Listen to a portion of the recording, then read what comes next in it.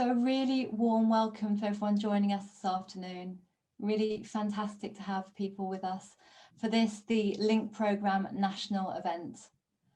My name is Jamie Smith and I'm the Director of the Schools Division here at the Anna Freud Centre. And I'm really pleased to have so many people along this afternoon to celebrate and share the learning from the Link Programme. So the Link Programme is a national initiative to support children and young people's mental health. And we're actually in our 6th year of delivery now, which feels incredible to me. The Link Programme is delivered by us here at the Anna Freud Centre, and it's funded by the Department for Education and supported by colleagues and organisations from across education and health. I'm really pleased to have the support of NHS England and strategic leaders from across CCGs, local authorities, local voluntary sector organisations, and of course from schools and FE colleges, education professionals and mental health professionals. So it really is about joint working. And I think that this image that you can see on your screen is just such a good visual representation of what the Link Programme is all about. The Link Programme really encourages us all to think differently about how we support children and young people's mental health, and how education and mental health can come together and really try and bridge that gap so that we can support children with their mental health and get them the support that they need when they need it. So the Link Programme is all about improved joint working, about how we can share learning and work better together. And I'm excited this afternoon that we're going to hear much more about that and about people that have been involved in this work on the ground. So I'm really pleased that we've got a busy agenda, but we're going to be hearing from people from across all areas of health and education, hearing from colleagues from the Department of Education, from CCGs, from local authorities, and also from schools. And we'll also be hearing from the team here at the Anna Freud Centre who've been delivering the work and evaluating the work and hearing a bit more about next steps. So lots to get through today, a busy agenda. There'll be time for questions throughout, and also at the end we'll have an opportunity for panel discussion. So I'm really keen that people can get involved, and we want to make this as interactive as we can, as interactive as you can be on a webinar. So there are different ways for you to get involved and share your thoughts. Firstly, you can email us using the Link Programme email address you can see there if you've got any feedback or you want to share any learning or find out more about the Link Programme. If you're on Twitter, you can see our Twitter handle there and use the hashtag Link Programme. And then we're really would be inviting people to get involved by asking questions using the Q&A function. So if you can see at the bottom of your screen, there's a Q&A function. If you just click on there and ask a question at any point, you can type it in whenever it comes to you, and we'll be collating questions. And for some speakers, we'll be able to have some questions directly after they speak, but we'll also be saving questions for the panel discussion at the end. So please just type them in, and people here at the Anna Freud Centre will be kind of collating them and theming them and making sure we can get through as many questions as we can. So today we're going to share the learning from the last 2 years in which we've delivered over 250 workshops to CCGs and local authorities across England and reaching many mental health and education professionals. Before we get on with that learning, I just wanted to talk a little bit about the work of the Anna Freud Centre, because some of you might be new to us or you might only know our work through the Link Programme.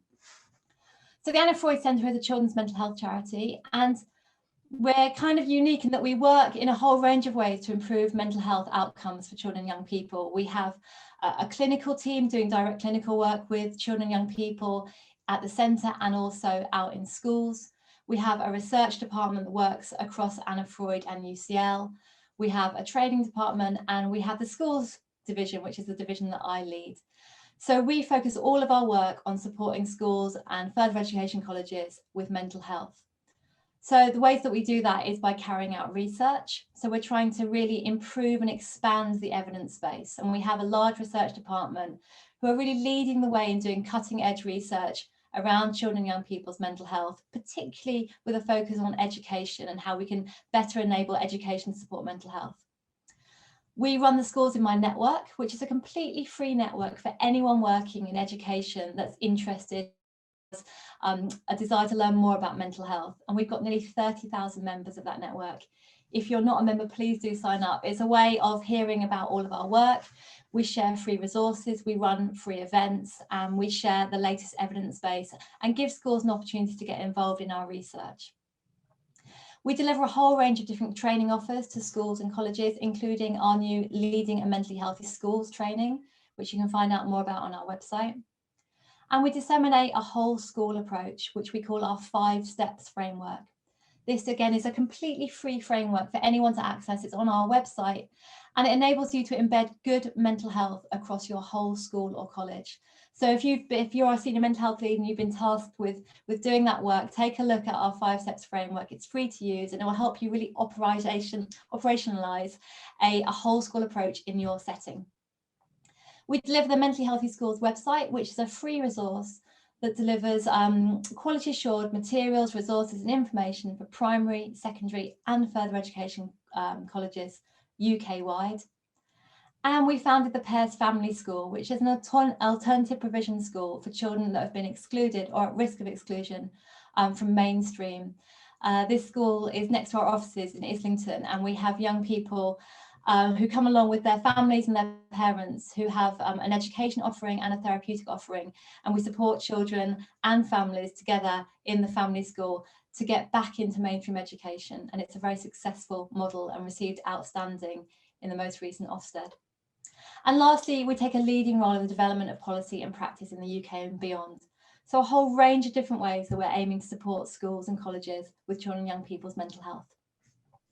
But today our focus is on the LINK programme. So just to give a little bit of context for people that might not know about the LINK programme, this work has been going, as I've said, for the last 6 years. It started in 2015 with quite a small pilot where we worked with a small number of schools and colleges across 27 CCGs. And it was externally evaluated and shown to have real impact and making a real difference on the ground in terms of partnership working and better communication between health and education.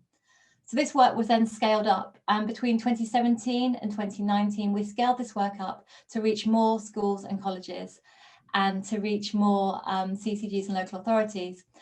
And then in 2019, we began a national rollout. And since then, we've been delivering our work nationally to every school and college in the country.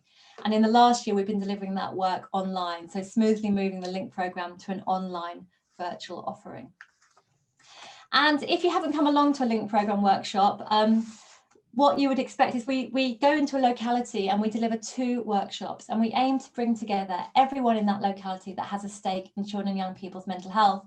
And this slide that you can see here shows you a range of the professionals that we would have in our workshops. So it's a really exciting place to be in terms of networking, because there'll be people from education, from health, from CCGs, youth offending, we have school governors, we have school nurses, a whole range of people who all have a stake in mental health and all want to improve partnership working in their area. And we use something called the Cascade Framework, which is a framework that we've developed here at the Anna Freud Centre. It's called a Cascade Framework. It has 7 elements because we have 7 different statements that all are connected to good joint working. So you can see there's things, for example, around common approaches to outcome measures, agreed points of contact for schools and mental health services, using an evidence-based approach. So different statements that all think about what does good joint working look like. And when we run our workshops, we ask participants to rate where they feel they are in their local area on each of these elements of the framework. And then we come back in our second workshop, which is normally about 6 to 8 weeks later, and we ask colleagues to rate themselves again to see where we are moving, where the improvements are made, what might be our next steps and what might be our actions to move forward in the framework to really be improving the way we work together in relation to children's mental health. So what we're going to hear about today is people that have taken part in that work, people that have taken part in our workshops and have identified their actions and next steps. And we're going to hear today about what that work looks like now, further on down the line, and again, what areas are doing going forward. So I'm really looking forward to introducing all of our speakers. The first speaker, though, that I'm going to welcome along today is Simone Bays from the Department for Education. I'm really pleased to introduce Simone. She is the Programme Director at the Department of Education, leading on joint programmes with health, which implements the commitments of the Green Paper, Transforming Children and Young People's Mental Health. Simone spent 20 years in health before joining the Department of Education 2 years ago, and she's here today to talk about some of the work that DFE are doing, including the LINK programme. Welcome, Simone. Thank you very much, Jamie, and it's a pleasure to be here with you and with local colleagues across the country from health and education today. I'm just going to set the scene a bit from a national perspective, outlining from my perspective the importance of partnership between health and education to support children and young people, to say something about the government's agenda on children and young people's mental health and well-being in schools and colleges, and how the LINK programme fits into that, and indeed why it is being adapted, reformed, building on the work in the pandemic and learning so far for 21-22 going forward. So I'm glad you put up the photo of the kids, because at the centre of what this is all about is smiling kids and kids who feel like they're smiling inside as well as outside.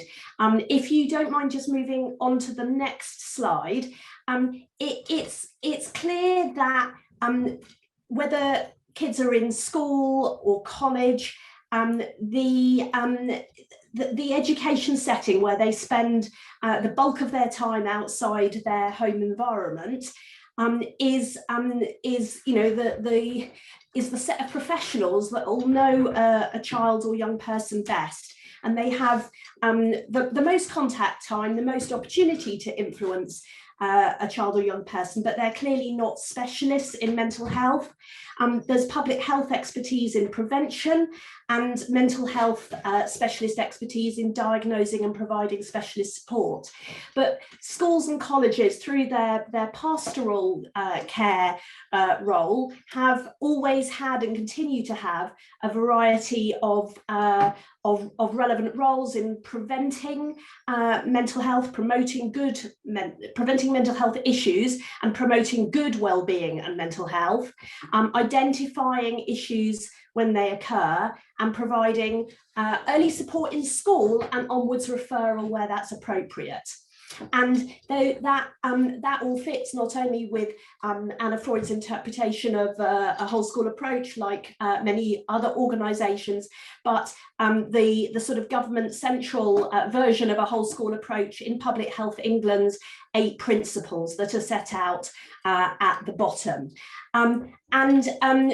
With health expertise and schools and colleges and their staff having the most contact, it's really key that those systems are working well together to support kids and young people. And it is very easy when we are all under pressure and working in different systems and with different incentives and goals and other systems, to blame each other. But children and young people need better from us than that. The key learning from targeted action on mental health a decade or so ago, just over, which funded new support in schools, was that joint working was really central, and it needs change on both sides. And that's what drove the establishment of the LINK programme and still underpins it today. As we'll hear about today, it's had many successes in improving joint working, but lots has changed since then. It was launched following the Task Force report Future in Mind. Since then, despite all the challenges, partnership has gone from being a few pilots that were subject to evaluation of the LINK programme to the way that we work on children and young people's mental health, both nationally with a joint green paper and programme, and locally ahead of other areas like on SEND and social care, as recognised by Ofsted's annual report, which contrasted findings from their joint targeted area inspections with CQC and the probation and prison inspectorates, with those joint targeted inspections it did on SEND, they did together on SEND and social care. And they highlighted how specialist NHS services have in many areas developed systems and processes, restructured them to improve pathways for kids, and it provides support to professionals, parents and carers, which is leading to improvements in how issues are identified and responded to. But there are still gaps, and you know, and there are still challenges in resources on both sides. And before moving on to focus on the joint green paper, I'm just going to highlight that, given that was back in 2017, actually there's been significant developments on both the health side and education since. And the long-term plan, which builds on the green paper commitments, sets out a number of commitments, and you know, specifically, as well as the sort of eating disorder crisis, digital therapies commitments, it promises an expansion of those children and people who will be able to access NHS services through the expansion that the NHS are investing in, and also signals an intention to introduce new national waiting time standards for access to specialist services for all those that need it. So, you know, there's a lot going on the health side, and they're making progress on those commitments, but I'm going to, bearing in mind time and that we want to hear from local areas and their progress, and learn from them. I just want to highlight also that there's a huge amount going on in support of schools in their prevention and their identification and sort of support and referral roles. I guess the key things to highlight here are the introduction of teaching about mental health as part of compulsory curriculum in all state schools, the world's biggest randomised controlled trials of wellbeing interventions in schools, and the senior lead training as part of our joint delivery programme, which I'll come back to. I'm sorry, the formatting of the slides has been slightly affected by the transfer to the central system. But if we go on to the next slide, similarly, a range of activity to support early identification and in intervention, and mental health support teams, and the significant investment in expansion by the NHS is key. The SEND review will be important context too, given it provides the statutory framework for schools identifying and meeting needs of individuals. School funding is now growing again, and there is the ability for schools and colleges to spend COVID catch-up and recovery money on wellbeing and mental health and wider pastoral care. So returning finally to the programme whose delivery I lead for DFE, the vision is that we improve both the promotion of wellbeing and mental health and how kids with issues are supported. And it's medium to long-term work through to 2025, and aims to change both health and education and how they work together. The big, alongside LINK, the big commitments to train a senior lead for mental health in every school and college, to introduce the new workforce of mental health support teams, and to pilot a 4-week waiting time standard for access to specialist services. And good progress is being made. I'm conscious there's detail on the slides that I'm not going to cover now, but just to flag that progress is being made across the board, even on the senior lead area, where we have been delayed by, you know, the procurement rules, unexpected election and the pandemic. We are seeing a rise in the number of settings with senior mental health lead, up from under a half to over 3/4, and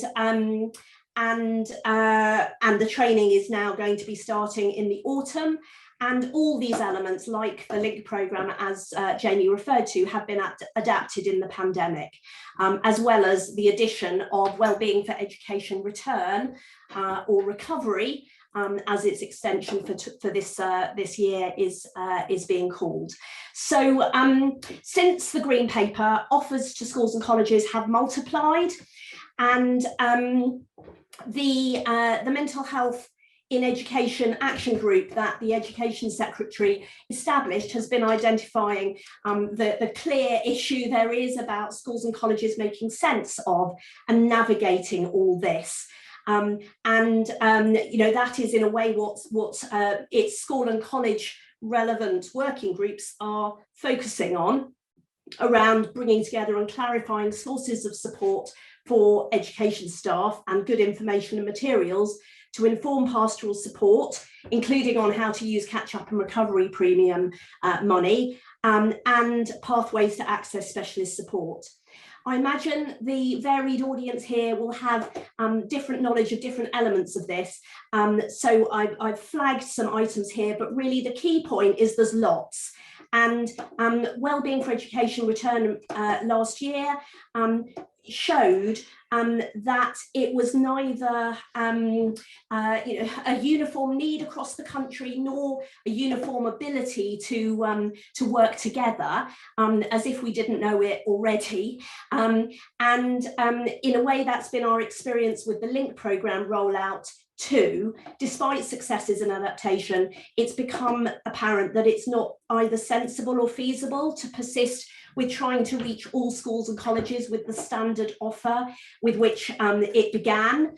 And that's why we've worked with the Anna Freud Centre, informed by health colleagues, local authorities and school and college partners, to reform it to support joint working more flexibly.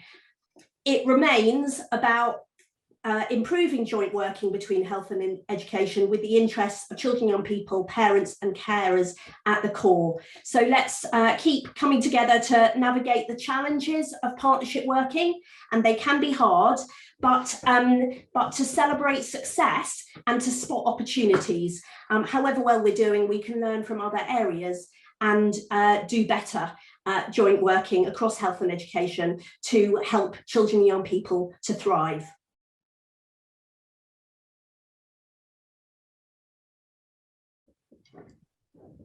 Thanks, Simone. Simone, am I right in thinking that you're going to be able to join us for the panel at the end for some questions then? I'm hoping to, yes. Super, brilliant. So I think we'll save questions for then, if that's okay. But that was a really helpful context and overview from DFE perspective. Just before I go any further, I forgot to say, and this is my fault, sorry, the slides will absolutely be shared. So for anyone that's joining us, yes, we will share the slides, and we will also share a recording of this webinar. You might just have to bear with us because we subtitle all of our webinars, and that normally takes us about a week. So within a week, you'll get the slides and a recording of this, just for people that have been asking. Right, thank you very much, Simone. I'm going to move on now then to introduce Anne Hambleton. Anne is a project and program manager professional with over 30 years experience in both private and public sectors, and leads a multi-million-pound transformational change programme on behalf of the Greater Manchester Health and Social Care Partnership, delivering on the children and young people's mental health strategy.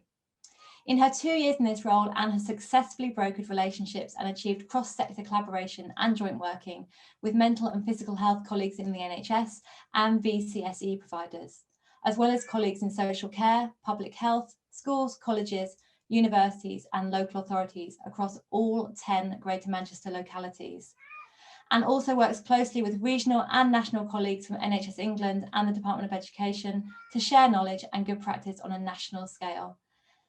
Anne, welcome, and we're looking forward to hearing about the work that you've been doing across Greater Manchester. Over to you. Thank you. I'll just share my screen.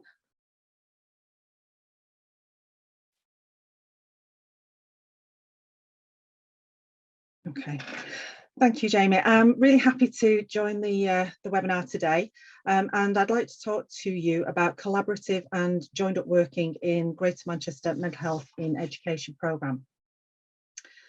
The Greater Manchester Mental Health in Education programme is the delivery vehicle for the Green Paper Transforming Children and Young People's Mental Health Provision in Greater Manchester. This is a national programme led jointly by the Department of Health and Department of Education, as we've just heard. The core elements are the mental health support teams, training the senior mental health leads, the whole school and college approach, testing the waiting times and supporting the rollout of the LINK programme. In response to COVID, the NHS long-term plan target for this programme, which was 25% of 5 to 18 age population supported by mental health support teams by April 24, has been accelerated to 35%. And this is obviously as a response to COVID, which is a piece of work that we're undertaking at the moment to accelerate. From a GM perspective, we wanted to go further by building in offers around physical health and whole system engagement, as well as mental health and wellbeing into our Healthy Schools programme. We recognised that we had to do something differently for our colleges if they were to design an effective whole college approach to mental health and wellbeing, because of the sheer numbers of students that the average college works with, the short 2-year window and the multiple transition points. Lastly, we recognised that there was a gap in provision for our transitory university student population, which can reach well over 100,000 students per year moving through Greater Manchester. So this slide just gives you a short description of each of the projects in the programme. And you can see we've got the mental health support teams in there, that the trained staff linked to groups of schools and colleges. We've got the FE colleges and the universities. But in recognition again of COVID, what we chose to do, we have 4 localities that have mental health support teams at the moment, and we are rolling out consistently over the next 3 years to develop mental health support teams into those localities. But in recognition of COVID, we also extended some support from our VCSE sector into our remaining 6 localities, so that during, as in response to COVID, and those schools that were in real need of mental health support during the pandemic, we put that extended support into them. We've also developed some universal offers around standards, mental health and education standards, training matrices, and a resource repository, which again was stood up during the context of COVID. Now on this slide, it tells you how we've gone about developing these ambitions and what our goals are for this 5-year transformation programme. Firstly, we recognised why we were doing this work, and using this knowledge, we've worked to bring system partners together, such as our NHS and VCC providers, GM education leads, FE college and university leads, social care, and because we wanted to bring them with us on this journey to deliver these ambitions. During our test and learn stage, which was around 2018, 2019, we've tested models of delivering mental health support directly into schools and colleges through projects, pilot projects, such as the Mental Health Schools and Colleges project, which was a VCSE mental health support team. We brought a broad group of system experts together to develop the best practice standards, and brought 5 universities, 5 higher education institutes, and 3 mental health providers to develop the dedicated university mental health service. During this period, we also had 2 early adopters of the LINK programme, which were Oldham and Salford, who both now have very strong multi-agency working and local mental health and education programmes. In the next stage, we took the knowledge, experience and lessons we'd gained in each area to develop sustainable models of mental health support at each level of education. So for example, the GM blended model of mental health support teams incorporates VCSE colleagues into NHS-led teams, allowing a broader therapeutic offer than simply CBT based. We're not quite there yet with our FE colleges work, but it's certainly shaping up. One of the key lessons we learned during these 2 stages was that this programme couldn't be just health-led, and how difficult it was to ask questions from different sectors like health and education to work together when it's not just the language that's a barrier. It's things like including academic outcomes in measuring success, or education timetables. For example, you don't ask primary school to plan anything during a SATS week, or planning annual programmes September to September rather than April to April. We were therefore very keen to recognise the LINK programme as a key component of our culture and system change work. To support this, I was able to bring representatives from the LINK programme into forums such as our CCG commissioners meetings, as well as brokering contact with education and provider leads from all 10 GM localities. In those localities where there was a strong uptake of the LINK programme, we have been able to measure their system readiness for mental health support teams and select them as early adopters. So when we talk to our localities about system readiness, we mainly want to know how mature their collaboration work is. Do they have a history of sustainably mobilising new CYP mental health and emotional wellbeing services? Do they have clear and appropriate governance and engagement across a range of partners and alignment with local transformation plans? Do they have systems and relationships in place to successfully work with education? And do they is their co-production done by a broad coalition of partners, including children and young people? Do they have clear integrated models? And do they have an understanding of the planning for the workforce, capacity, and the pressures and stability that they will need to deliver mental health and education? The LINK programme has been a key component of building relationships in our localities, and these are just a handful of the organisations we have and continue to work with across the programme. This slide shows our multi-year plans for our mental health and education programme. We're currently in year 1 of phase 2, which will see our mental health support teams expand to all 10 of our GM localities, as well as whole college and hopefully whole university approaches to mental health and wellbeing being developed.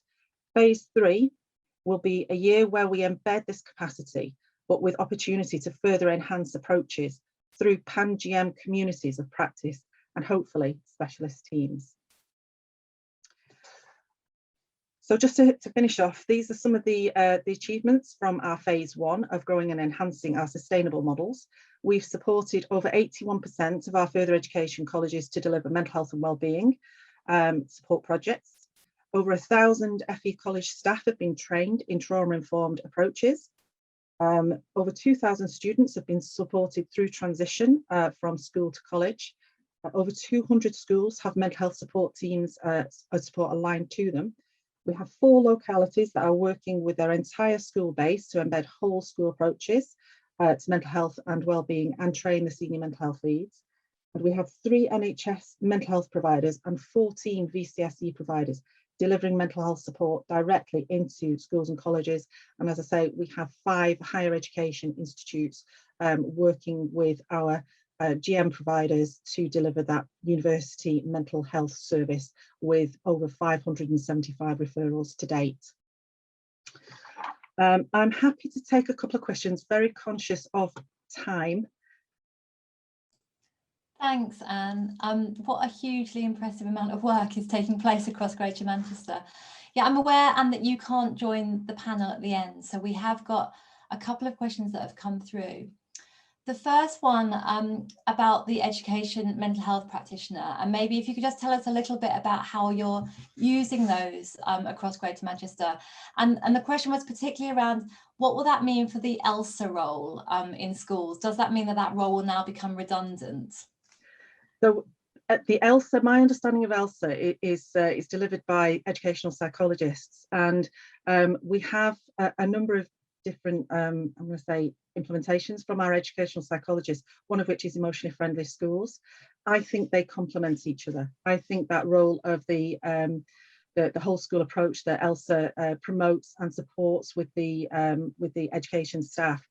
The one element of the EMHP role is that whole school approach and supporting those senior leads to navigate the system as well as develop that whole school approach. So it's a support of it. Also, the EMHPs have that role of that one-to-one psychosocial support for low to moderate capacity, and for me it complements it. And what I would say is we have a couple of localities that are working directly with educational psychologists, so complementing programs, working together. Thanks, Anne. So I think I would agree. I think they're very different and distinct roles, aren't they? I'm not sure how you use ELSAs in Greater Manchester, but commonly they're quite more of a sort of a junior role compared to education psychologists, and are doing much more emotional sort of literacy work with children across classrooms and in schools. And the MHP role is really very much about delivering mild to moderate manualised interventions and working with children and parents in quite a significantly different way, I think, to the role of the ELSA. So for me, they're quite different roles, and I absolutely don't think that the role of the ELSA is a redundant role. And then a couple of other questions. So someone has said, really great work. Have any of your programmes incorporated early education and childcare settings? That is an ambition. that absolutely is an ambition that I will be looking at over the next year or so. Fair enough, thank you. And in terms of the work that you're doing around trauma-informed work, could you elaborate a bit more on that? Just tell us a bit more about that work. Okay, so Greater Manchester has the ambition of becoming a trauma-informed city region, and we do have a dedicated trauma programme manager, specifically with our FE colleges. As I say, they're a completely different education setting than you would get with a normal school, the sheer number and the short 2-year window. So they had to think differently about their whole college approach. Now, we have 2 FE colleges that are completely trauma-informed organisations now. They started by training their staff. They then went through a process of looking at their policies and procedures around trauma-informed. They've then gone through and they have restructured their entire pastoral teams to become fully trauma-informed organisations. What they have then done is mentor 3 colleges this year to go through that whole process. And we've done an expression of interest for another 4. So hopefully by the end of this year, we will have 50% of our FE colleges in Greater Manchester fully trauma-informed. It's been a phenomenal piece of work, and I've got to take my hat off to the resilience of the FE college community to be able to take that forward. Thanks, Anne. I'm conscious of time, but I have one last question, if that's okay.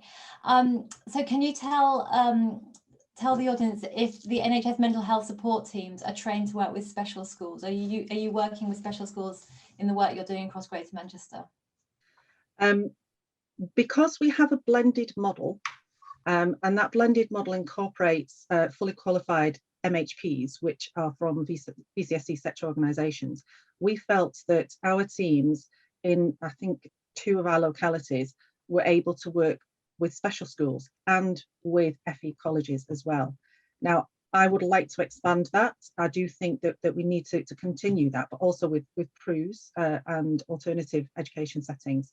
And I do think that that's something that our more mature teams will be able to continue to grow into over the course of the next few years. I do think that you have to look at your staff base and the maturity of that staff base in their professional role, because of the complexity of some of the young people you would find in PRUs and in special schools, and indeed in colleges. Actually, you wouldn't put a trainee into that situation. So because we have these qualified staff, we've been able to take that further. Thank you, Anne, really helpful. I'm conscious of time and I think we might need to move on, but thank you. We will be sharing your slides because there was so much useful information on there. But thank you very much for joining us this afternoon, Anne. Thank you for having me. So I'm going to move on with the agenda now, and I'm really pleased to introduce my colleague, Dr. Melissa Cortina. Melissa is a Senior Research Fellow at the Evidence-Based Practice Unit, the EBPU, at the Anna Freud Centre. And Melissa has been involved with the LINK programme since it piloted in 2015. Melissa leads on several school-based intervention and evaluations across the centre and regularly contributes to policy-related work and resources. And Melissa is going to talk this afternoon about some of the evaluation that we've been doing of the LINK programme. Welcome, Melissa. Thanks, Jamie.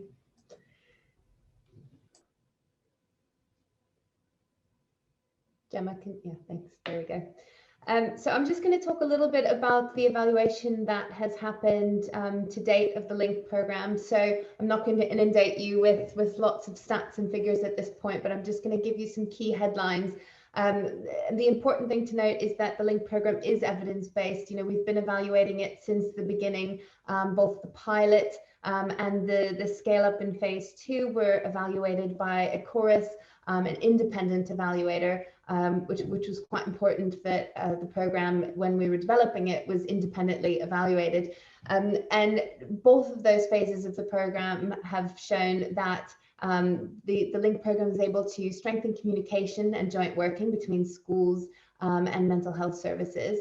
But additionally, attendees also had improved awareness and knowledge about the risk factors and mental health issues that children and young people are facing. And something that comes through quite strongly is that the programme contributes to improved understanding of mental health services, how they work, referral routes and procedures, and in some of the cases also resulted in the development of new referral procedures in some areas. Another thing that we see come through quite strongly through the evaluation is that the program enables action planning and has catalyzed wider change across a number of areas, and also provides a better understanding of evidence-based practice. Both of the evaluation reports, you can find them online, so if you're interested in more details, you can read them in full. Now, in terms of the national rollout, this slide just gives you a little bit of an overview of what we're doing. We're obviously still in the middle of the evaluation, so I don't have many findings at this point to share with you. But what we're doing in terms of the evaluation is we're doing a baseline survey, which happens 2 weeks before the first workshop. Then they have workshop 1, and immediately following that session, we collect feedback on that session. So things like the helpfulness and their satisfaction with the session.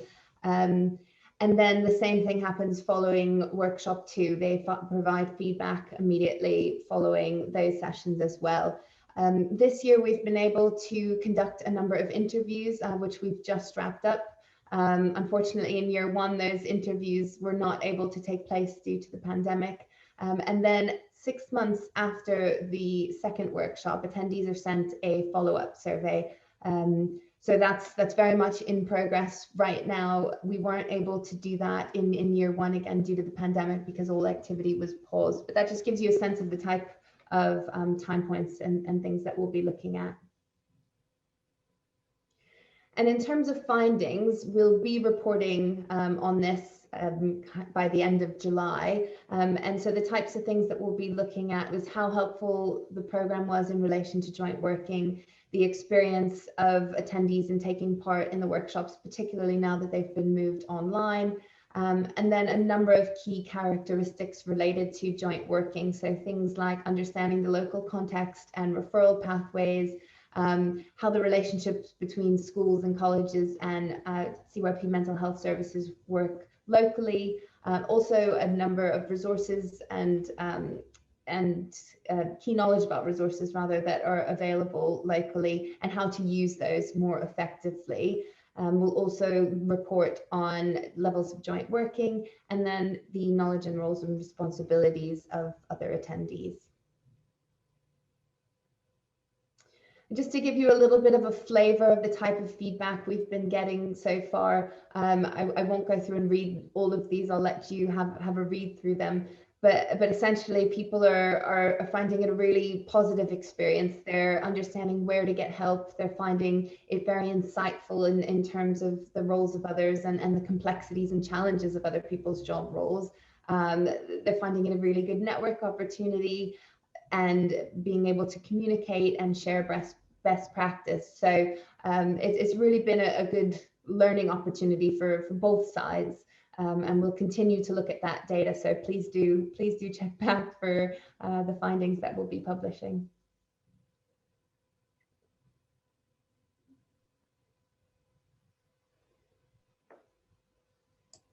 Thanks, Melissa.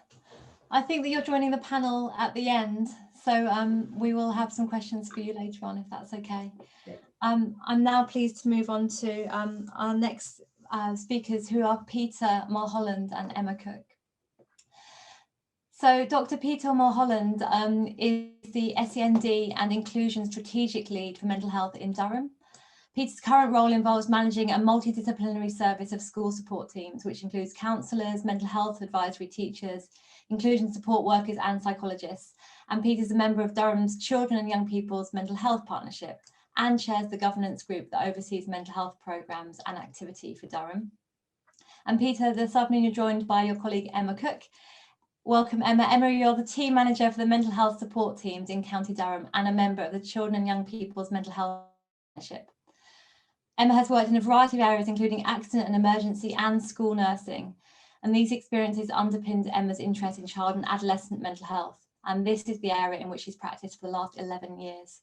Emma's current role involves working with schools as part of a wider mental health support system. Peter, I think I'm going to hand over to you first, if that's right, and then you will hand over to Emma. Fantastic. Yeah. Welcome, Peter. Thank you. Thank you, and hello, everybody. It's nice to be here this afternoon.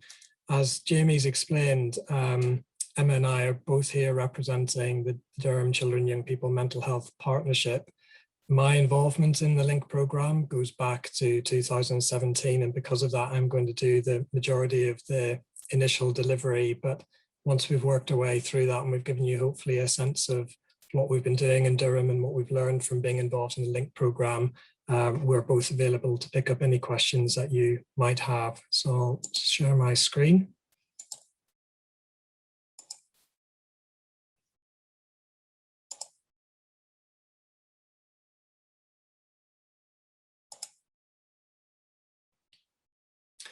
Okay, so what we'd really like to try and do, if we can this afternoon in the time that we've got, is to give you a sense of where we started in Durham. There's almost 3 parts to this presentation, which is just the next 25 to 30 minutes maximum, and then we'll open up to questions. But we wanted to give a sense of where we started with this, what was going on in our local area when we first got involved in the Link programme. What measures did we introduce? What difference do those appear to be making? Where are we now and where do we want to go next?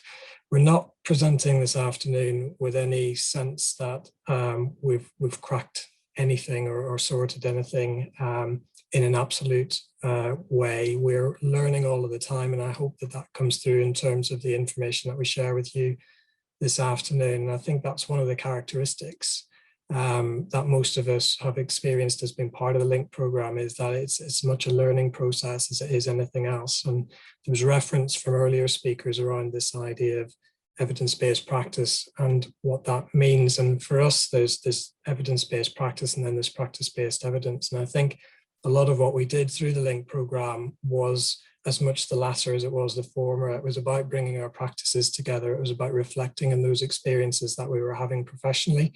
And it was about learning from that and looking with a real kind of I can do kind of attitude at the things that we could do that were within our gift, that were often quite low cost, no cost, that would genuinely strengthen the offer for our children and young people within the local area. We're a big local area in relation to most other sort of areas in the Northeast. We have 270 education settings, and because of that, we have taken time to roll the Anna Freud Link programme out. We've had to do it in phases. And with that has come the opportunity really to learn over a longer time frame than we might otherwise have had. And again, that's something I think we all very much appreciate. So back in 2017, we were invited to be part of the national pilot. I think it was the second phase of the national pilot at that point. And that date's important because from 2015, there was a requirement on clinical commissioning groups to establish local transformation planning groups. And these were groups that were designed to bring together stakeholders around the topic of children and young people's mental health, to really think strategically and to vision where we were and where we wanted to get to. And those meetings were happening regularly. We had an established partnership at that point, made up mainly of senior managers and leaders within services and organizations and schools and voluntary sector partner organizations. But at that point, I would say that most of what we were doing was talking and sharing what we were already doing and sharing information in relation to that. And even when it came to the planning, what we found ourselves doing quite often was just, again, re-describing sort of what we were doing already or what we'd intended to do anyway. So it felt a little bit stuck, a little bit tentative. We were working off macro data, if you like, that was coming in and forms most commissioning around the country, which is often quite crude data. It's time delayed data. And there was a sense that there's something missing here. There's something not there informing the way we're thinking and talking about what's going on in Durham. So when we got invited to be part of that Link programme pilot, it just felt like an opportunity to really try and balance out the different influences that could take us forward. So we weren't integrated at an operational level at that point. There were no examples really of that. There was little to no information sharing at the operational level. So those senior managers were better informed as to what was going on in the wider support system. That really wasn't trickling through very efficiently. So practitioners on the ground, I don't think would have said they felt a deal more confident in terms of knowing what they could tap into, what they should be signposting, who they should have been collaborating with around particular types of need. And certainly at that point, there were very limited examples of what we would now describe as integrated commissioning taking place. In March 2020, the requirement for areas to have local transformation planning groups was dropped. And what we decided as a local area was that we really needed to reset at that point and establish how we would continue the journey moving forward, because there was a sense that without the structure that the LTP had given us, there was a danger that we would just gradually sort of slip away from one another again and stop working as closely as we had started to. And when we reset, we also had a look at the different governance groups that sit in and around the mental health partnership, and they reflect our priorities. And one of our main priorities is the LINK programme rollout. So one of the subgroups is the mental health lessons learned group, which I chair, and it is responsible, amongst other things, for overseeing the rollout of the LINK programme. And it was established because of the LINK programme. So there's a dynamic relationship between these two agendas. But what we realized quite early on in the rollout was that if we didn't have a place to take the issues and the themes and the discussion points in terms of our planning arrangements, then it would be little more than talk. So the intention really in setting up that governance group initially was to make sure that we had some mechanism for change at a local level, and that's where it ended up sitting in Durham. So in 2017-18, when we first had these workshops, there were two main themes that came out from the discussions, and they related to CAMHS, unsurprisingly. How do you make a referral into CAMHS, and what makes a good referral, and why do some cases get accepted and others don't? So at that point, I think we were still very much equating mental health support with CAMHS. And again, one of the great things that I can say with absolute conviction now is, in terms of our local area, is when we talk about mental health, we have a much more inclusive understanding of mental health. Mental health is everybody's business. Everybody plays a part in supporting the well-being and the resilience of the young people within our local community. Many young people don't need CAMHS, but they may need something else. And we've got to figure out sort of how that wider support system works together efficiently. So we focused, we have to start where we were. So there was a focus in terms of, how do we help people to better understand that? But also alongside that theme was a theme which related to workforce development. So there was a huge appetite for training at that point, particularly from school colleagues.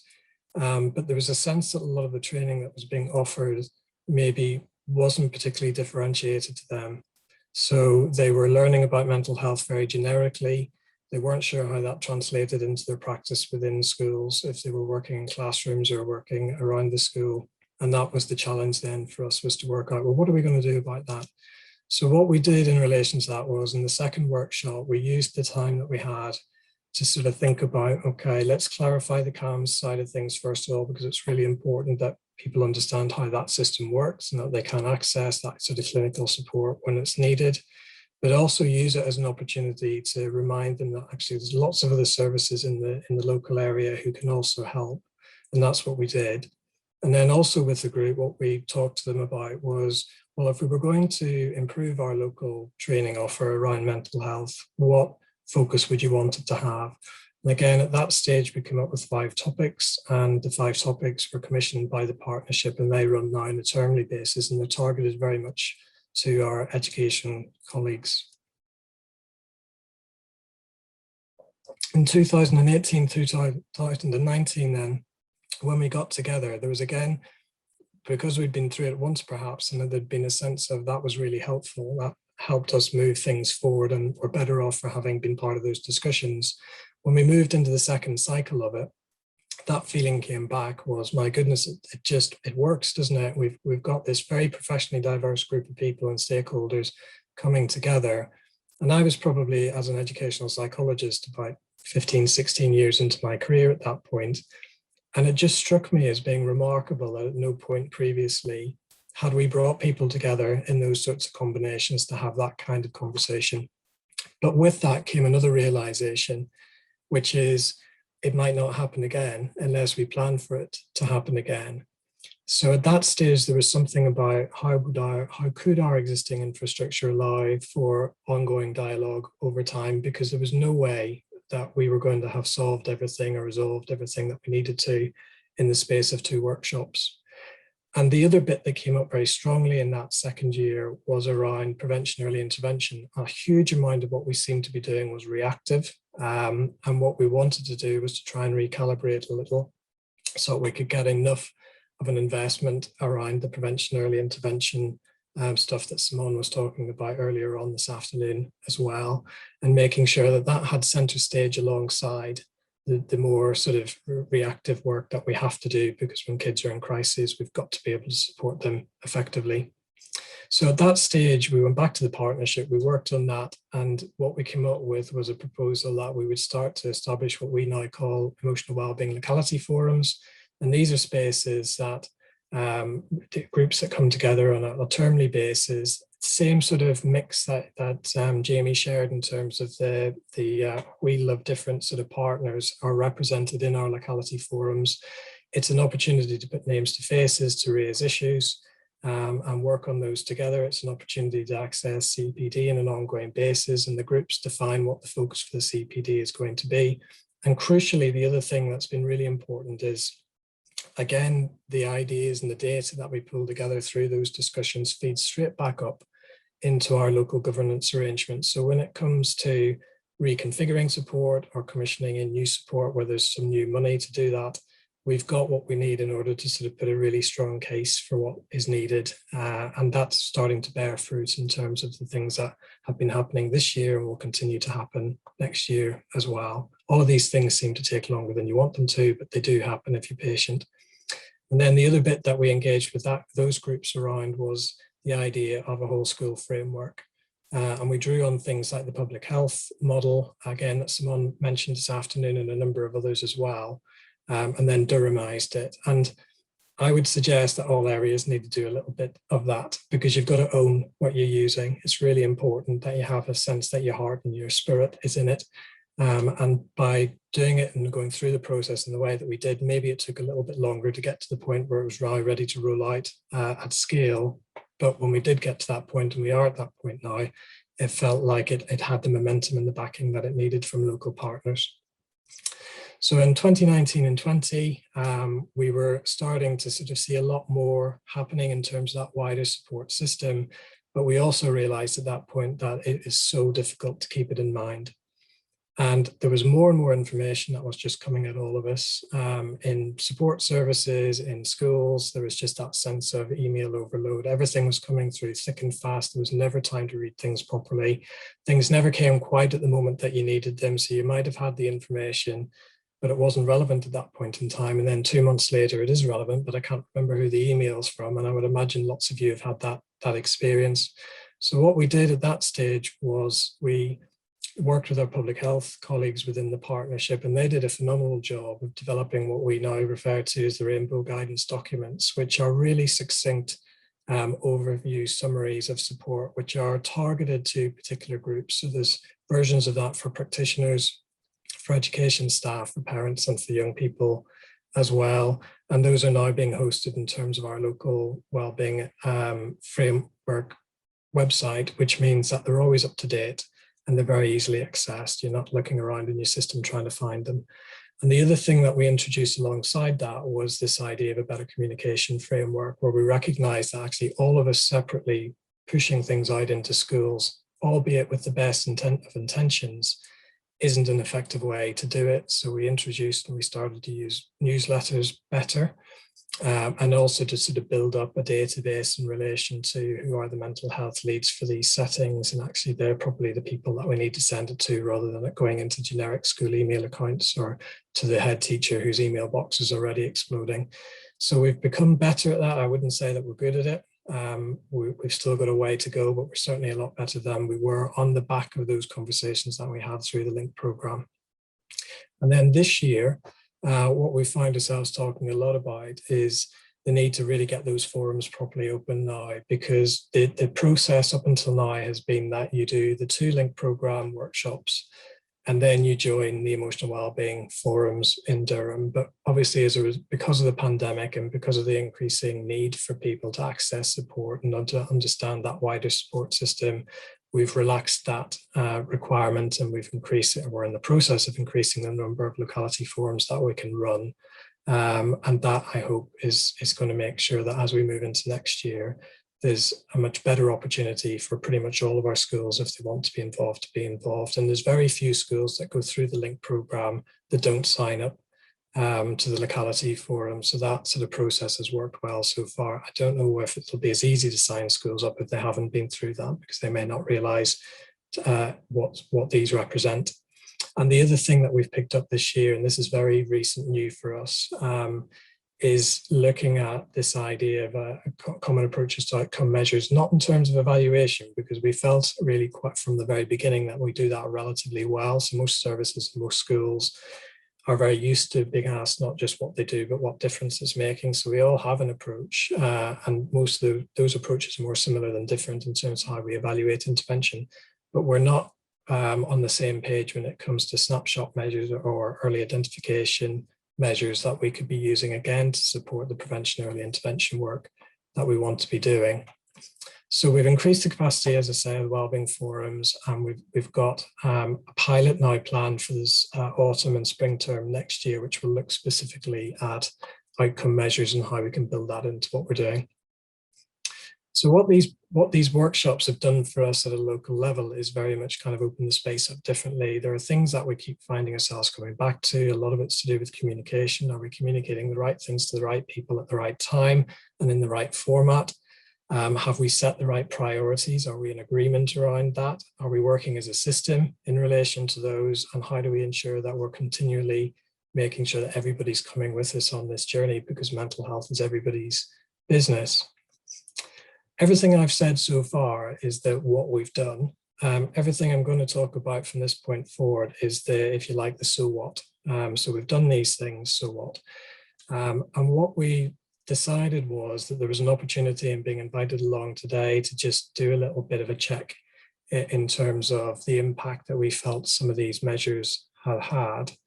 And it's often one of those things that you mean to do, but then you need a reason to do it. And today, I suppose, in a sense, has become a reason to do it for us. And we wanted to do it partly because we wanted to tell a fuller story of what's going on locally, but also because we're continually looking to sort of feed that information back into our own planning processes. So we carried out an anonymous survey within the partnership with anybody who had been closely involved in the programme. And there's about 17 people that are part of that membership who have been directly involved in one way or another with the LINK programme.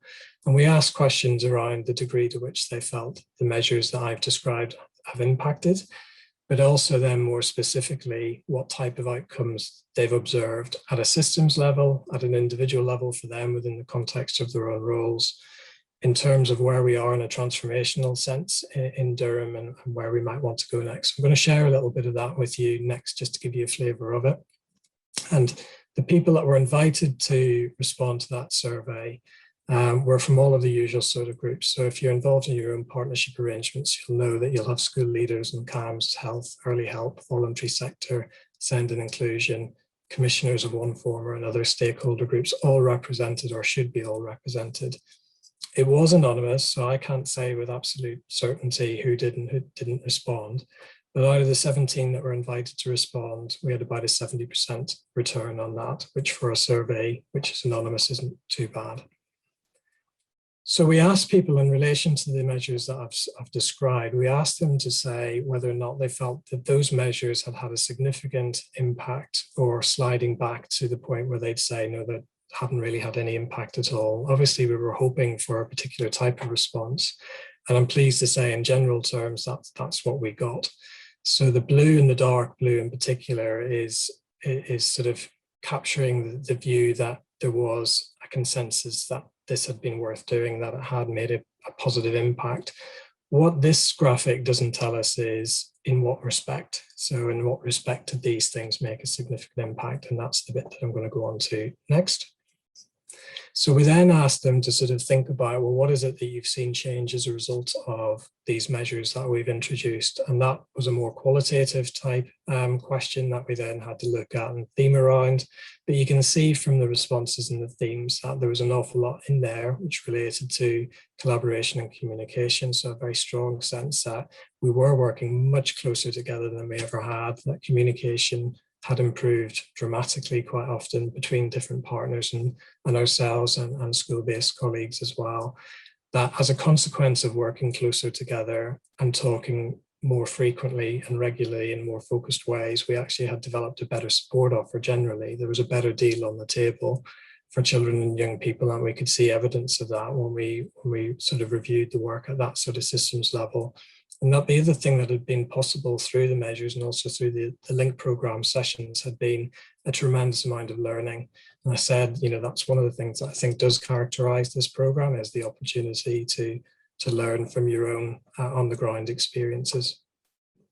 We then asked them to think as individuals, so move from thinking at the systems level to thinking about and how has it helped you in terms of the role that you have.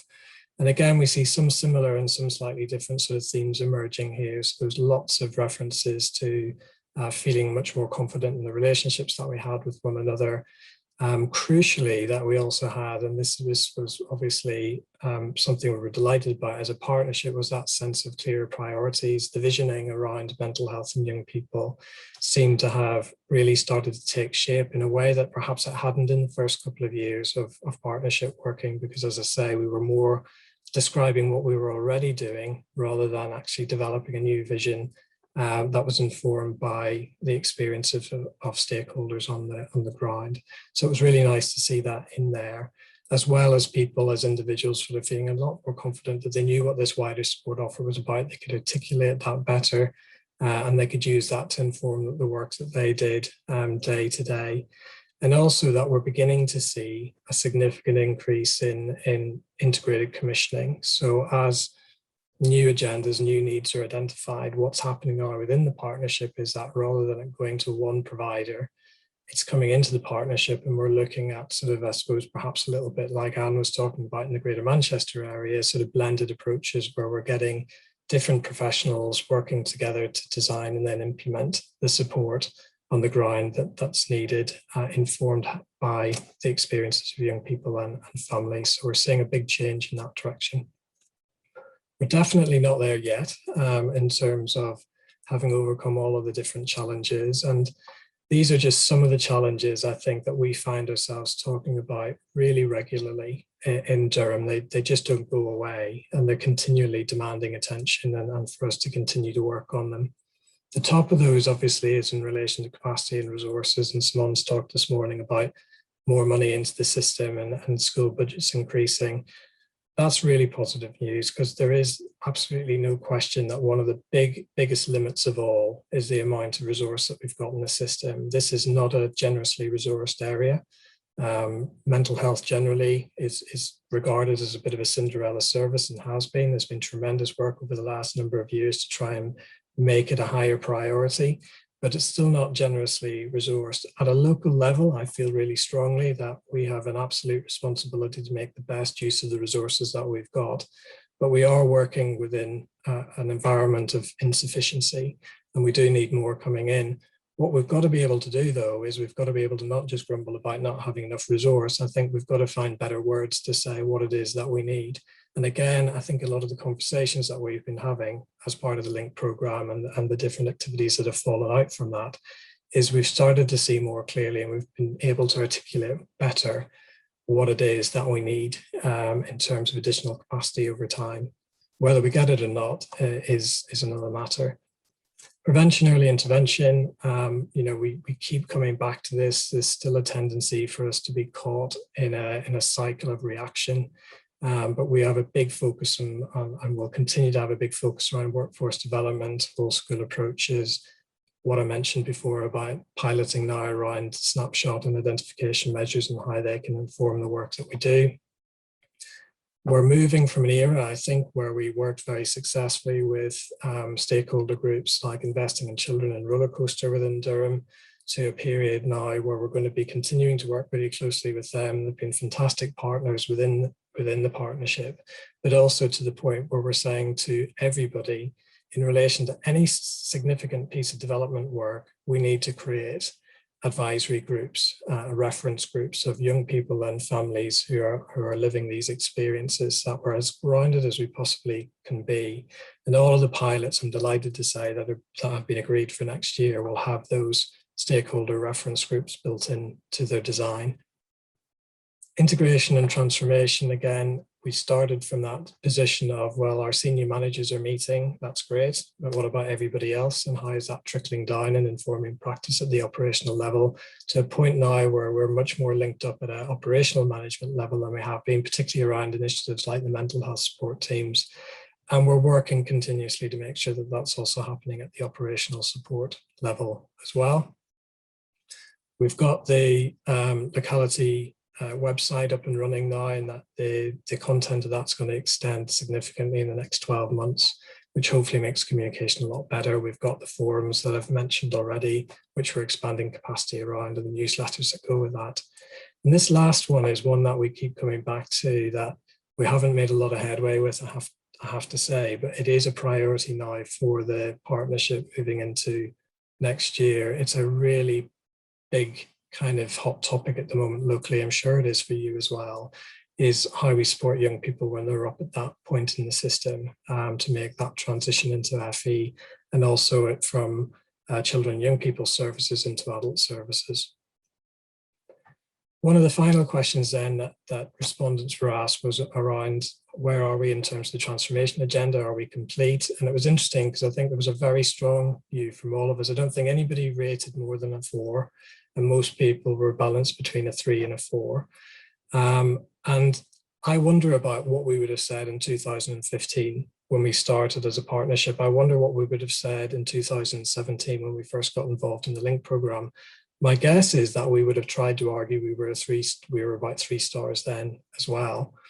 So I think what I take from that is that, again, the LINK program discussions have allowed us to sort of both appreciate where we are and what we need to do and the successes that we're having, but it's also kept us very, very attuned and aware of just how much more there is to do.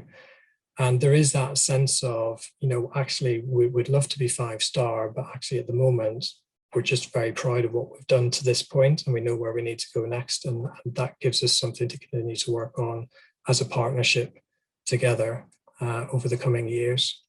And a big part of, again, sort of, I think what's characterized this for us in terms of the LINK program is that, whereas before perhaps we got lost and distracted by what we didn't like about systems and commissioning, and resourcing was never what you needed it to be, and there was a language of impossibility around it. What this program has brought into, I think, our local context is the language of possibility.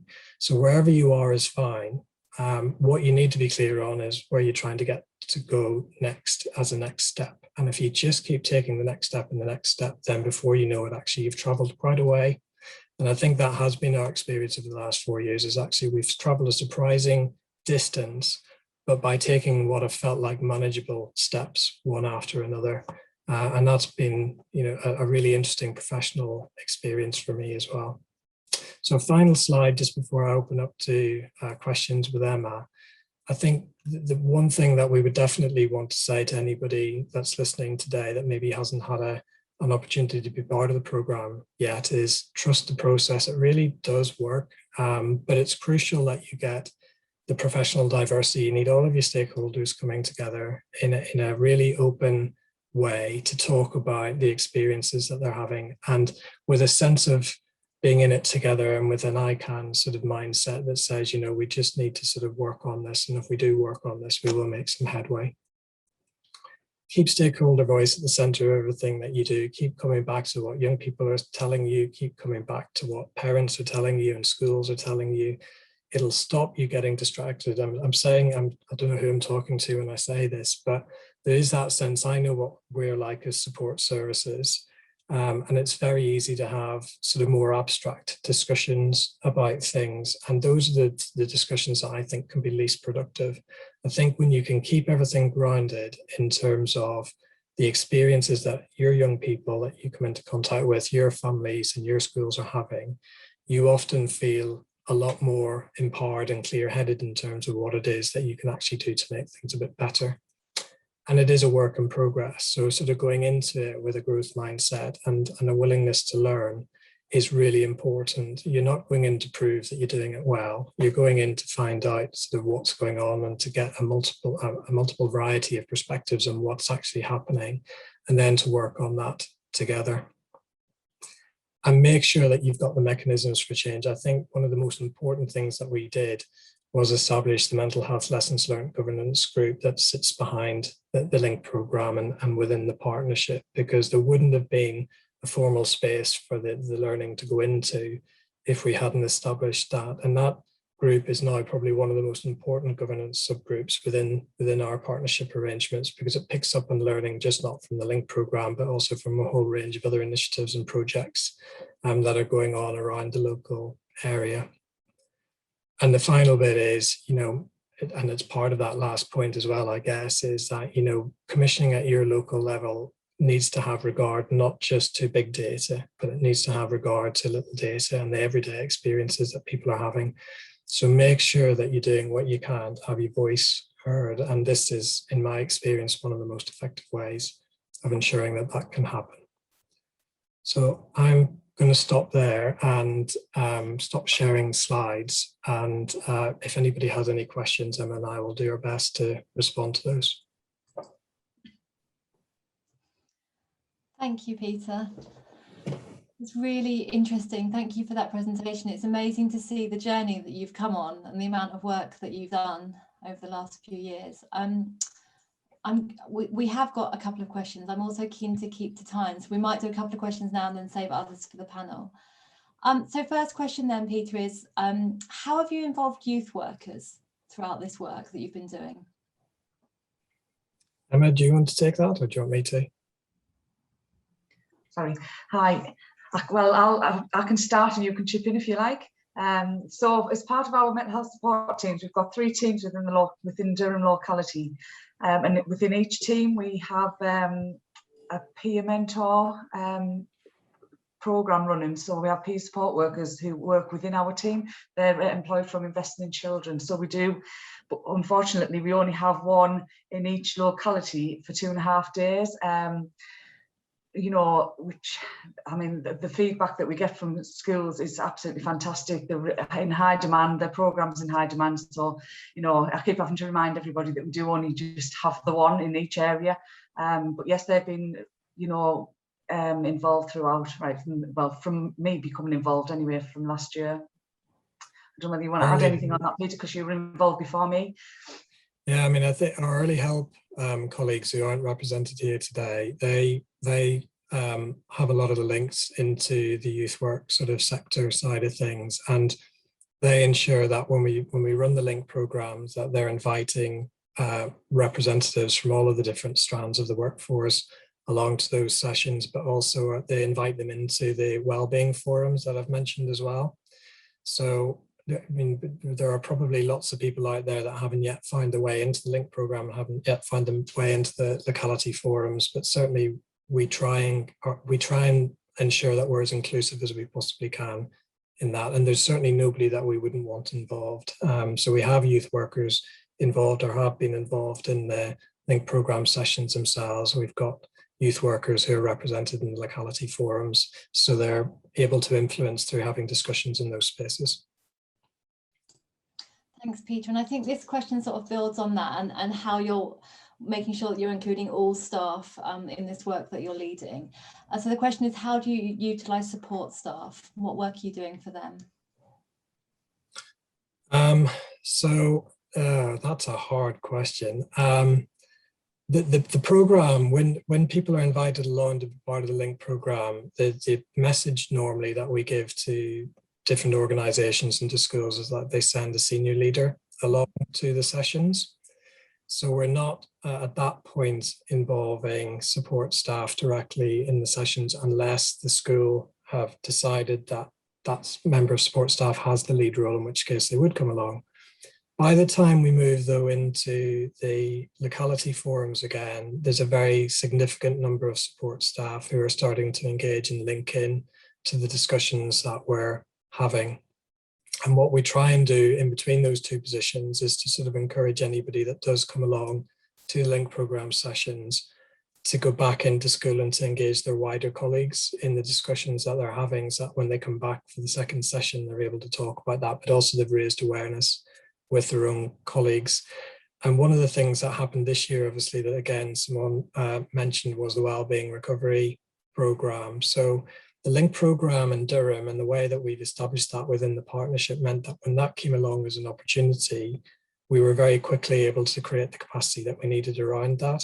And that initially was targeted to mental health leads in school. And there were 2 webinars offered in the autumn term, but in the spring term, with the follow-through support, we ran a series of support workshops, and they were targeting support staff as much as they were anybody else. And when we look at the attendees that came along to those, again, an awful lot of them were people that were doing the really crucial job of supporting young people in schools. So it's a complicated answer. Sorry, it couldn't be briefer. We're trying again to be as inclusive as we can, but it takes time for that to ripple through sometimes. And it does concern me sometimes that there may be people within that wider system that haven't yet found a way through to these spaces, or perhaps feel a little excluded from it. And I think there's a danger around the senior mental health lead in schools generally, that this is going to create an expectation that there's one person who understands it and are responsible then for everything, rather than actually saying, again, as we've done as a partnership, actually mental health has to be everybody's business. We've got to be interested in how we support everybody to engage in these discussions. Thanks, Peter. I really agree. It's a community response, isn't it? We all have to respond together. That was really helpful, and I think that's probably all we've got time for right now. But I know, Peter and Emma, that you can join us for the panel at the end. I'm trying to keep us to time. I'm doing the best we can. We're sort of 2 minutes over. So we're going to take a short break now, just until 3:30. So I would encourage everyone to take a few minutes away from the screen and have a comfort break. Okay, welcome back everyone after that short break. During that break, I had my 2 children arrive home from school who are now making a lot of noise. So I apologise if you hear my children in the background. So welcome back after that first part of the National Event Programme. I really enjoyed the speakers and hearing about the incredible and inspiring work that's taking place as a result of the LINK programme. I'm now really pleased to introduce my Emma. Sorry, I've lost I'm really pleased to introduce Emma Owen from Haberdash's Abraham Darby School in Telford, which is in the West Midlands. Emma, you've been teaching for over 13 years and started your career teaching art. Emma later became head of house, and her main passion is for student support. Emma is now assistant vice principal and leads on mental health and wellbeing. And Emma took part in the LINK programme in the autumn term of 2019. So I'm now going to hand over to Emma, who's going to talk about the work that she's been doing in her school as a result of taking part in the LINK programme. Welcome, Emma.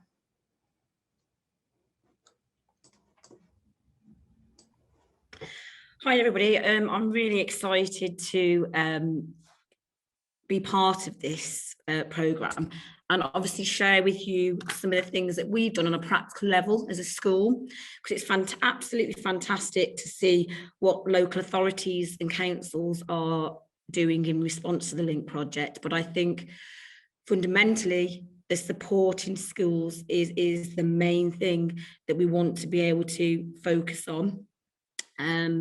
It's about that experience. So I'm going to talk about the experience of the LINK programme when I went on the workshops, etc. And then as a result of that, what it is and what we've come up with as a school from a practical point of view, and how we've embedded that, and also what we're going to be doing in the future. I've just got a short video. I think that we're going to show that.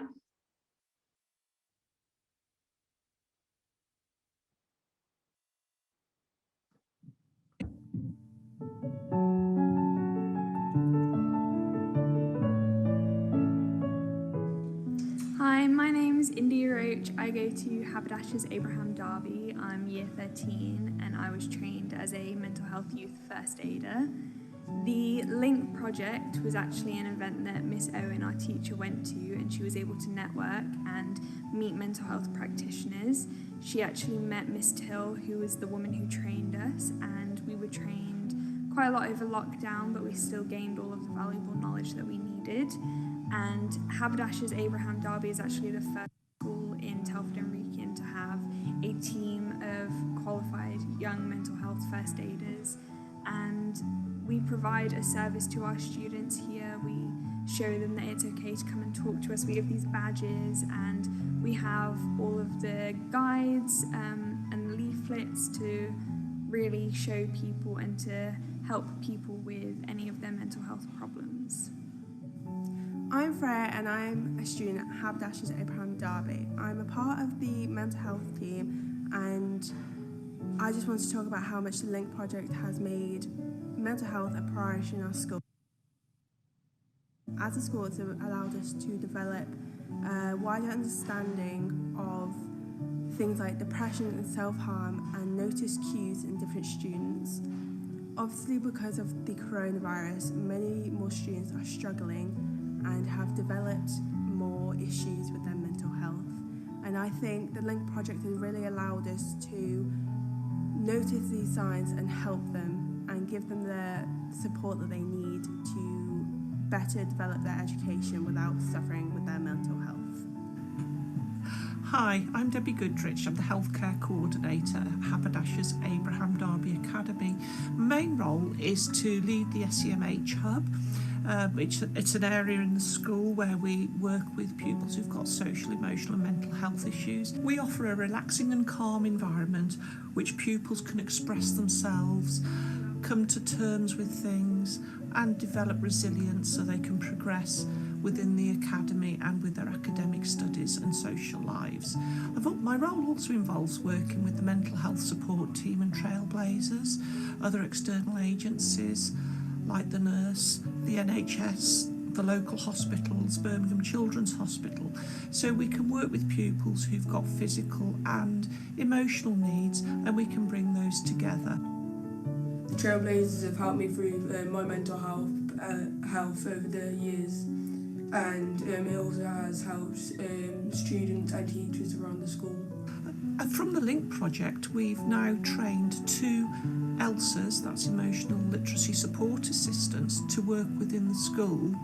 And following on from that, we've created a room which we've tried to create an atmosphere that is calm and relaxed, where pupils can go and have the intervention. One of the Year 10 students specifically said that she wished there was more space to enable more students to be supported.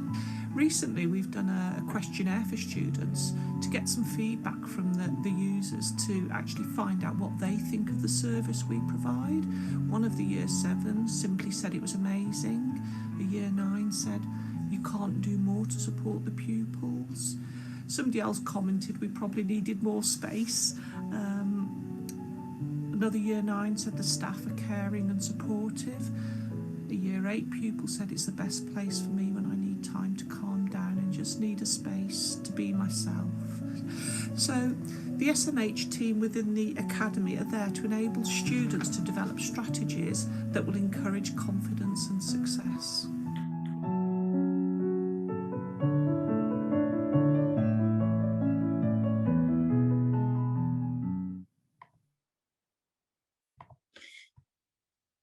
Okay, right, so let me just share my PowerPoint.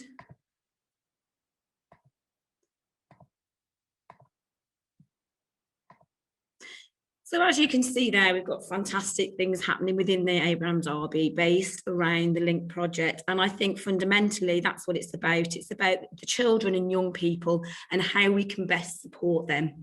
When I first took on the role, 2 years ago, the Link project came just in the right time. Telford and Wrekin, our local authority, took part in the Link project, and I thought, you know what, I'm going to go and give it a go. I want to be able to support these young people the best way I can, and it's the best thing I've ever done. When I went to the Link project, it was, it was actually in front of people. Obviously, COVID wasn't a thing then.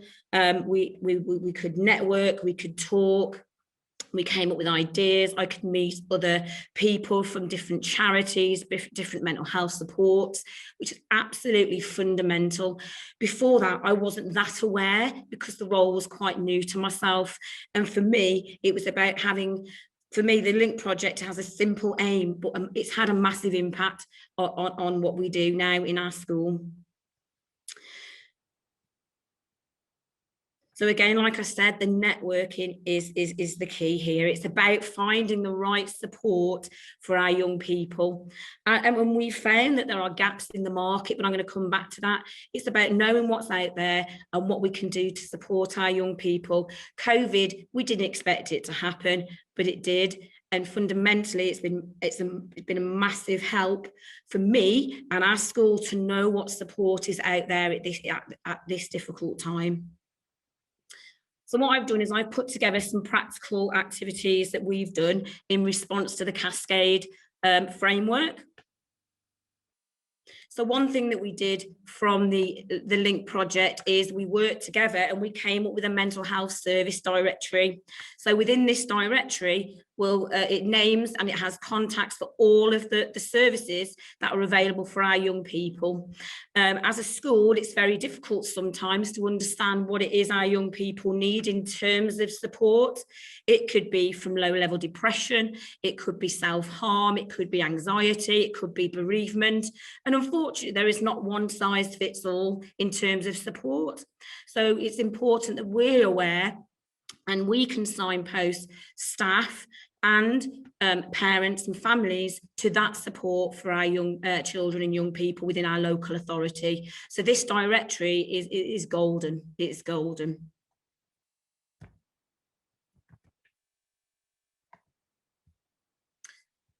The clarity of roles within our school. We have our various posters around the school. I think it's important that we are aware within our school who is in support of that. And from the Link project, we got the Elsa role, which I'll talk to you about shortly, and also our mental health first aiders. And I'll be honest, I was not aware of such a role. And from, as you heard India, our very impressive year 13 speaker there on the video, that one of the people that we networked with on the Link program, she trained our first aiders in lockdown virtually. We've also got some links there to some of the charities nationally, actually, and some local supports there with some QR codes so students can just access that information using their mobile phones. We also have leaflets and they can use those national and local charities there to support their mental health and well-being. And that's important that we are aware of these. And again, some of these I wasn't aware of until I went on to the Link programme. So agreed point of contact and role in schools. Designated mental health and wellbeing lead is myself. So that's important that people are aware of that and schools establish that. And we also have Miss Whitworth, who is a school governor, and she is our mental health and wellbeing lead within a governor role. Also, we have a send self-reaching local offer on there. Again, you have all of the support that we have within our local authority. Again, this is invaluable. And as mental health leads in schools, we contribute to this and we work together to ensure that this support, this resource is as best and as informative as it can be, because everybody, in particular, people in education at the moment are very, very busy people in response to COVID and how it's affected our young people. So S, structures to support shared planning and collaborative working. What we have within our Telford and Wrekin authority, local authority, from the Link project, we've come up with what we call the Emotional Health and Wellbeing Panel. This is made up of a group of lots of professionals, including nurses, educational psychologists, local mental health charities, the behaviour support team, lots and lots. If we have an issue with our young person in school and we're not quite sure what support is best for them, because again, like I said, it's not always one size fits all, we will go to the emotional health and wellbeing panel, and we will discuss that young person, and they will support us within that. Because we are teachers, we're not specialists in mental health, but our main role, and my main role, is to ensure that we are the best we can be in terms of signposting and supporting. And if we didn't go to the Link project or was part of that, we wouldn't be able to collaborate with other people and know what is best for our young people. Also got a company called Brightstar. This is a company that we work with. They have a futures program. It's engaging alternative education. So working with them, again, we didn't know about these until we went on the Link project. It's good quality intervention for students that might be struggling with their mental health or be at risk of permanently exclusion. They work with our young people on a termly basis through sport and education and supporting their mental health. So, C, common approach to outcome measures for young people. So we use goal-based outcomes to inform therapeutic behaviour strategies for mental health interventions, look at resources to support and develop our team. We have a pupil voice. We send out termly questionnaire surveys to our young people just to see what we can do to improve that, and we share that with all the other people that we work with within the local authority. Ability to continue to learn and draw on best practice. I think more than anything, this is really, really important. So on the back of that, we've got our own Twitter. And in itself it has a massive impact on networking. I have found some fantastic resources, support, talking to other people, getting ideas, learning from that best practice, because it is really, really important. Our mental health team support team will send us termly newsletters to help our young people. So it's important that we're working with our practitioners for us to enable us to have the best support possible. Giving our activity, they've produced some activity booklets for our young people when it was in lockdown. They've also currently working on sleep hygiene tips for teenagers, particularly at this difficult time when it comes to exams. Also, we send out parent and carers guide toolkits each term, and we also send out toolkits for students as well. So again, we're bringing together all the local support and nationally as well, because there's some fantastic resources out there, and we're putting that together to support our young people. And if we didn't know that support was available or out there, then it wouldn't be as good as it is now. Also have a focus on Wellbeing Wednesday, put some useful resources on there for our young people and staff. I think it's important that we understand what support is out there for our staff as well, because I think if we are going to look, I visualise this as a sort of when you go on an aeroplane, yeah, and you've probably heard this before. When you go on an aeroplane, what's the first thing they do? They ask you to put on your oxygen mask so you can look after your young people. That's what we need to do. So fundamentally as well, it's important that our local authority recognise that, and they do recognise the support that staff need to be able to support our young people the best. Again, develop an integrated working to promote rapid and better access to support. So what I've done, I've created a sort of an area of needs in terms of a traffic light system for our staff. And then from this, what we did from the Link project, I've created an emotional wellbeing and mental health pathway. This is an interactive pathway, and it's colour coded. So your more low-level interventions are at the bottom, going right up to the top for the higher level crisis intervention there. But all of the support and the links that are linked to this intervention and need are locally. All of these are local and some nationally. Our mental health support team, which we've heard about a lot this evening, I've created a pathway in terms of how they best support our young people.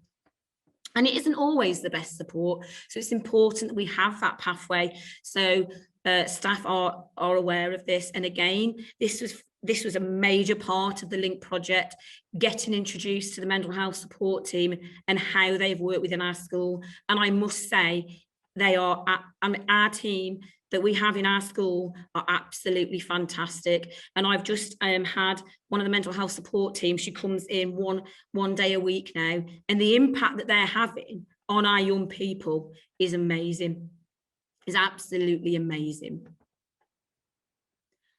Also, we found that, and again, I don't know whether anybody else agrees with this, but CAMHS and the waiting time for CAMHS is quite significant, particularly now, and also getting a diagnosis for ADHD or ASD.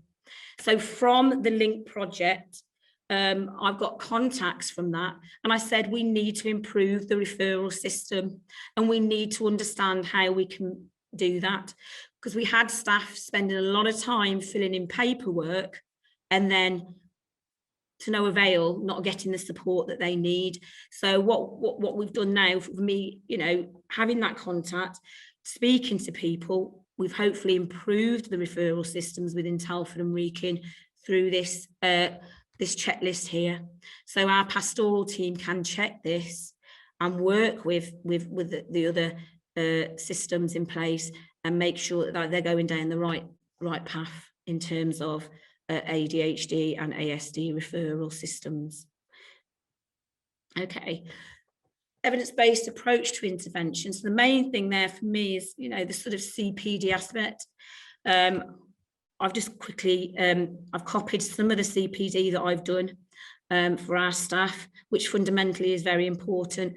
And I'll always put local charities, local health support, mental health support on there, and I'll always signpost them to that. So everybody, it's not just my role as far as I'm concerned, I'm there to support.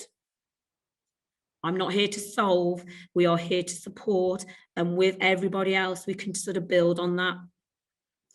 What I liken it to, actually, how I visualize the LINK project for me personally, is the LINK project is the foundation, it's that strength, and it's that foundation in which all the bricks are these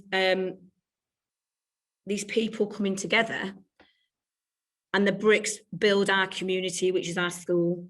And without that, and without those bricks, and the more bricks that we have, the stronger and bigger our building is, which this is what we want.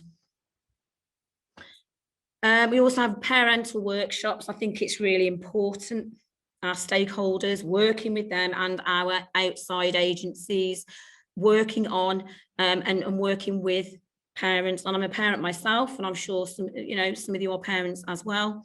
And working with parents on these workshops is something that we want to introduce, working with outside agencies so they can best support their child as well. You can see there, you got introduced to some of them in the video earlier. These are our mental health first aid students. They're fantastic. They're here to help, talk, and support. These are our mental health first aiders staff. They've been trained also. They are as well linked to each of them will be linked to a house, so we can refer within house. This is for low level intervention, students that might be struggling from time to time, that might just need somebody to talk to. Some of the things that we might, some of the first aiders might and are qualified to discuss is depression, anxiety, self-harm and eating disorders. I mentioned before that we have emotional literacy support assistants, ELSAs. They're low-level support system where they can do social play, low-level intervention for social emotional skills and support our young people. Again, like Miss Goodrich said in the video, on the back end of the LINK project, I hadn't heard of an ELSA before. I think the only time I'd heard of an ELSA was in Frozen, but that's fundamentally really embedded in what we do here now. It's massive. It has a massive impact, and they do some fantastic work with our young people. Working with local charities, Okay, so that's really important. Again, the Link project has introduced us to local charities that can support our young people. A few over lockdown, they gave us some pencils and pencil and equipment for students that might not necessarily have it at home. And again, that would impact on their mental health and well-being, not having the support they need in terms of equipment. So things coming up, the future for us. So some other things that I've got in the pipeline, we've come up with a mental health podcast, which we're starting to record now, which is really exciting. So it involves student discussion, topical debates, tips on well-being, parental support.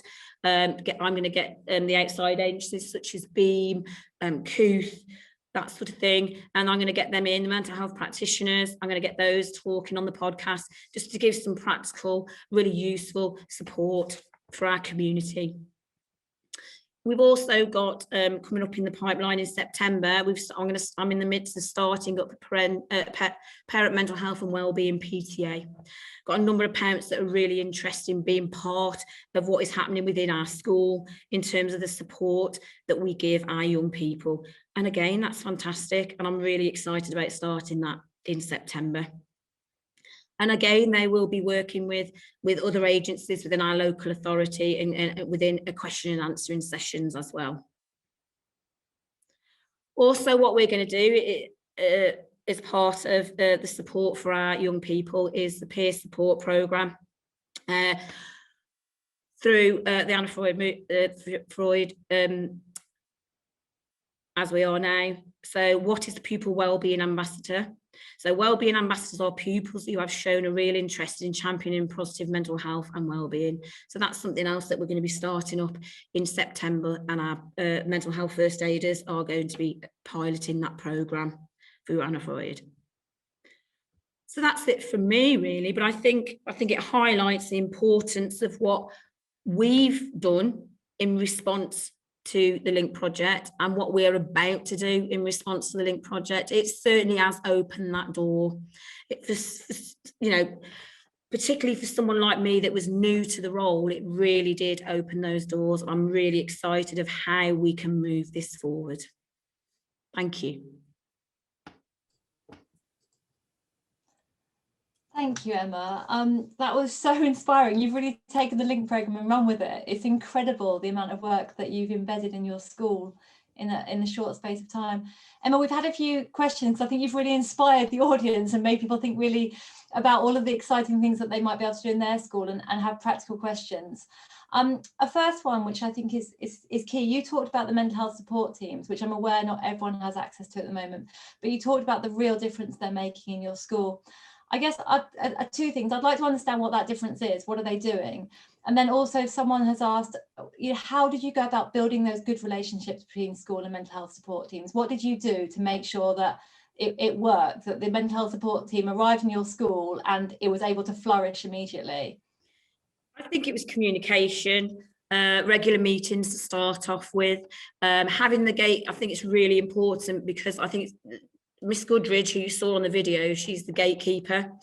So she supports me in terms of admin and making appointments, and it really flows well. And we've got a real good system in place now, booking rooms, and she keeps a register of appointments. So we talk. The mental health practitioners will talk to parents. They'll do the telephone conversations, and then we will make sure that we have those rooms and times. And so, yeah, what I would say is having a gatekeeper, having somebody that can manage those appointments really makes it flow.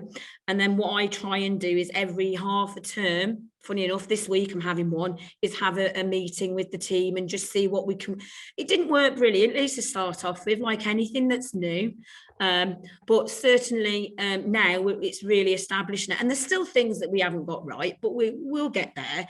But I think it's really flourishing. But it's about communication and just talking. And I know that's really hard in the world of education and mental health.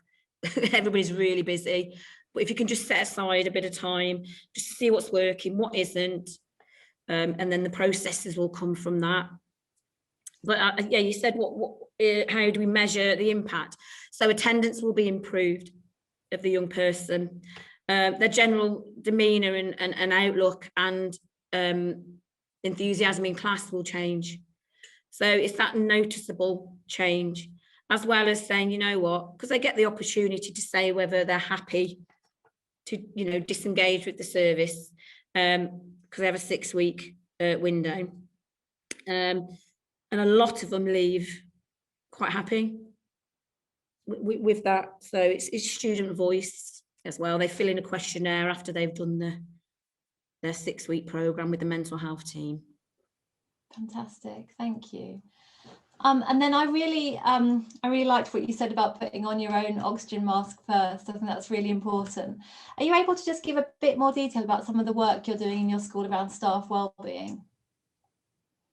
Yeah, so it's the admin side of it. So sort of policies, I've redone those and introduced a mental health and wellbeing policy. It was there, but it wasn't as good as it could be. So with a bit of research, we've done that. Looking at workload, it's part of our SLT agenda now. Just about to start up a working group of staff members, and it's not just teachers, it's all staff down to cleaners, restaurant staff, everybody, teachers, support staff, having that sort of input.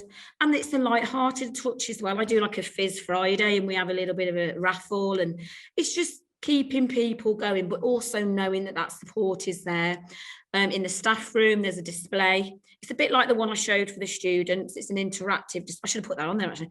It's an interactive display, signposting them to sort of educational support, which is a really good support mechanism for staff. I think we do questionnaires, surveys, not all of the time. And I think there's never a right time to do a staff survey, but I try and do at least 3 a year. And then I feed that back to our SLT, and we act upon it, and we answer the questions, and it's anonymous, but it's important that we're aware of what the issues are. Absolutely, thank you. And you just mentioned surveys, some questions coming in here about surveys. A few people have said, would you be willing to share the surveys that you're using, or which surveys are you using, Emma? Because we have a whole range here at the Anna Freud Centre, but I'd be keen to know which ones you're using with your staff and pupils. Okay, so I've done quite a simplified ones through just Google Forms, so I can send those out. But we're also trialling, I don't know if everybody's heard of Lessons Learned, and they have a 360 wellbeing tool on there as well.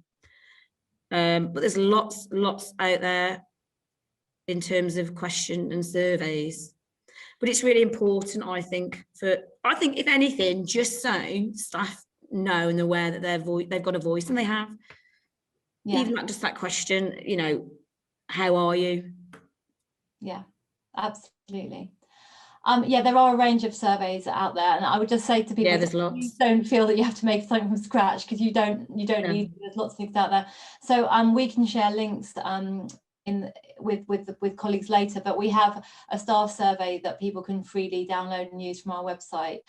And we also have pupil wellbeing surveys that we can use with primary and secondary in FE, and these are validated surveys that have been put together by researchers at the Anna Freud Centre. So there's a whole range of different surveys that you can use in terms of measuring mental health and wellbeing in your school with pupils and staff. Definitely don't feel the need to start from scratch, because that's work. That's just me. No, well, I mean, it's great to do your own, but I think there are validated surveys that are out there that kind of have been benchmarked that are quite easy to pick up and use. Emma, sorry, I'm going to keep asking you questions because so many coming through, because we've got you and you've got all the knowledge at the moment. Can you give us any information about any impact that you might have seen on pupil engagement and attainment? You talked a bit about attendance there, but are you measuring attainment in relation to this work that you're doing? Not massively. When I say attainment at the moment, it's very difficult again because of COVID, and again, we're only in the very early stages of it. The thing that we do measure it, but not too much. I think the most important thing is getting the young people in the right frame of mind, and then focusing on that. It's like anything, isn't it? I think if the young person isn't well in terms of their mental health and well-being, their academics certainly not going to thrive. So the fundamental thing for us is the priority is the well-being and mental health, and then supporting them, and then from that we will see progress. So we send terminal reports out and do assessments, so I can do that. I can look at that and see where they were and where they're at in terms of the progress measures. Great, thank you. And just a final question from someone who I expect is voicing the feelings of lots of people. They're saying they're on their own in their school trying to sort of embed and lead on mental health. And it sounds like you've got a little bit more of a team around you and you're quite established now. So someone was saying, how do you start off that work? How are you, if you're on your own and doing that in a school, what would be your advice, Emma, for someone that was trying to really start at the beginning where you're a bit further on the journey? What would be your advice for that person doing that work on their own now? Okay, firstly, I would say you can't do it on your own. It's massive, unless you've got really big shoulders. Okay, because you've also, like I said, you've got to look after your own mental health and well-being, and depending on the size of your school and what age group they are, I certainly wouldn't, it's not a role that, for me, shouldn't be done on its own. So I certainly would try and push it and try and at least get some mental health first aiders trained, maybe. That sort of thing. But if you are on your own, it's just reaching out for support. Your pastoral, I'm sure you've got a pastoral team. You know, ask them if they can support you. Talk to your SLT lead. See if they can support you as well. School nurse. Just get people on board, because I'd like to think everybody who works with young people care about young people, and they'd be more than willing to support. But it certainly is a very difficult thing to do on your own. I would reach out as soon as you can and just try and get a little bit of support that way. But like I say, the mental health first aiders course is certainly is a good start for getting staff in your own little group, so to speak, of support. Thank you, Emma. So I think we'll pause there, because I think you're able to join the panel at the end, so there might be more questions coming through for you then. Emma, do you think it might be possible for you to stop sharing your screen? Yeah. Thank you. Thank you very much. No problem. Really, a really interesting talk that inspired lots of questions, I think, there. We're going to move on to the agenda now to our final speaker, and I'm really pleased to introduce one of my colleagues, Kate Cooper. So Kate is the Deputy Director of the Schools Division here at the Anna Freud Centre, and Kate has experience of teaching. She was a senior leader in a London secondary school specialising in inclusion and safeguarding. And Kate is really passionate about sharing and providing schools with the knowledge and skills they need to support children and young people's mental health. Since Kate's been at the Anna Freud Centre, she's been leading on a whole range of different projects, including the LINK programme. And Kate's going to talk now about what the LINK programme will look like in the new academic year 21-22. Thank you, Kate. Thank you, Jamie. And yeah, just to say thank you to Emma. It was really inspiring to hear all those things that you've been doing and that you continue to aspire to do. I'm sure it's making a real difference to those children and young people. So in terms of the LINK programme, as Simone set out at the beginning, the LINK programme continues to evolve to meet the current challenge and to ensure that we are equipping education and mental health professionals with the ability to work together to ensure that children and young people get the help that they need. So our offer for the next academic year has an increased flexibility for local areas. So there isn't a standalone programme, and it isn't set in stone what it is that we will expect you to cover. The Cascade Framework will always remain the basis of our work. However, we are now able to tailor this according to local needs and priorities. The work will be delivered online, and hopefully that will ensure that you're able to engage a wide range of stakeholders. So in terms of getting involved, if you've been inspired this afternoon, or you want to be part of this work, you haven't done it previously, we are requesting that you submit an expression of interest form quite soon, by Monday the 14th of June, and we will have 2 waves of intake for this offer for the next academic year, starting initially in September and then again at the beginning of spring term in January.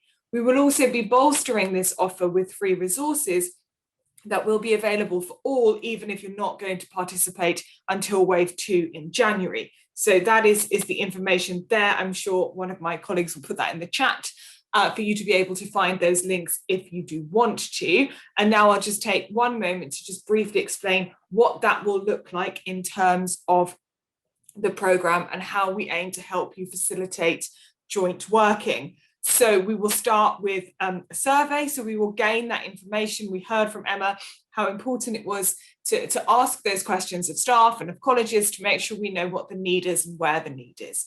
Our expert trainers that deliver the programme will then hold a consultation meeting, and that strategic conversation will help shape what support we think that the local area could need.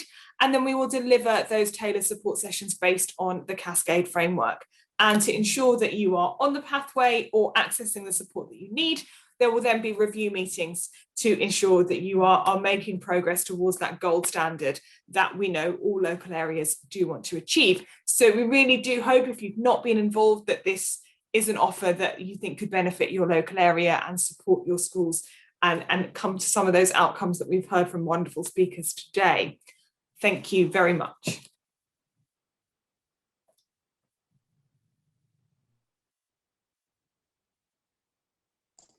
Thank you, Kate. Really helpful. So yeah, if you want to get involved in the link program or find out more about how to get involved, please do click on those links, look on the web pages that we are going to highlight to you, or just drop us an email. That's absolutely fine. We've come to the end of all of our speakers now, and I'm really pleased now that I'm going to be able to invite everyone back to join the panel and we can have some more questions. So if I can ask Kate and Emma and other Emma and Peter and Melissa and Simon to come back to put their cameras on and to join. Brilliant, fantastic to see everyone's faces. Thank you, everyone. Good to have everyone back. Lots of questions coming through, so I'm going to just start. They're not in any particular order, but I'm just going to start straight away. The first one, Melissa, is for you. Can you just tell us about any changes that were made to the link programme as a result of findings from the evaluation?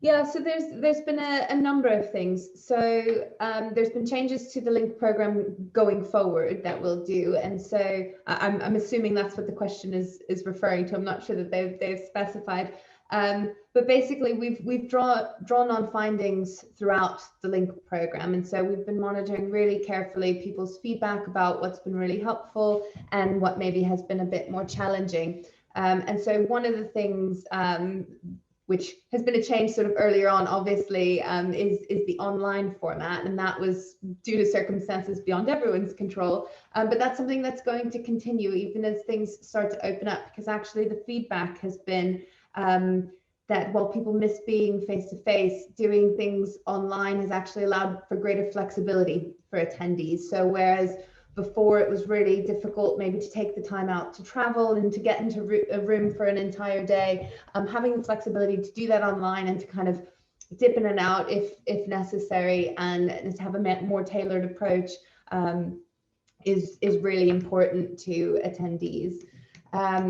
So I'm thinking about some other changes that have been made just off the top of my head. So one of the other things that has been done is that we'll be following up more regularly. So attendees have also fed back that a kind of a longer term process of support would be helpful. And so now we'll be having these consultation meetings, as Kate has flagged, going forward to help track progress.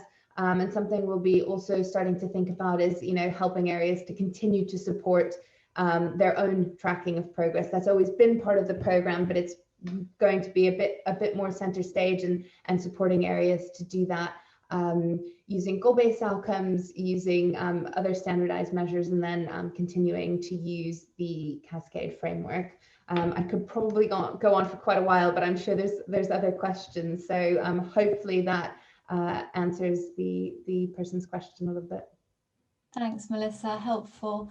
And a quick question, Kate, to you. Can a SENCO be the lead link person from their school? Would that be advisable for them to be on the link programme? I think if they hold that strategic responsibility within the school setting, there is no reason as to why they couldn't. I'm sure that there are many SENCOs. I was one who was also doing other roles, but it is about that kind of collaboration. If you're a SENCO sitting under somebody like Emma, but you've got that relationship and that they are able to take your points and raise them within the leadership sphere of the school, then you could definitely have that impact with the knowledge that you have from your day-to-day role. Thanks, Kate. Emma, I don't know if you wanted to add in anything about the role of the SENCO in your school and the work they might be doing.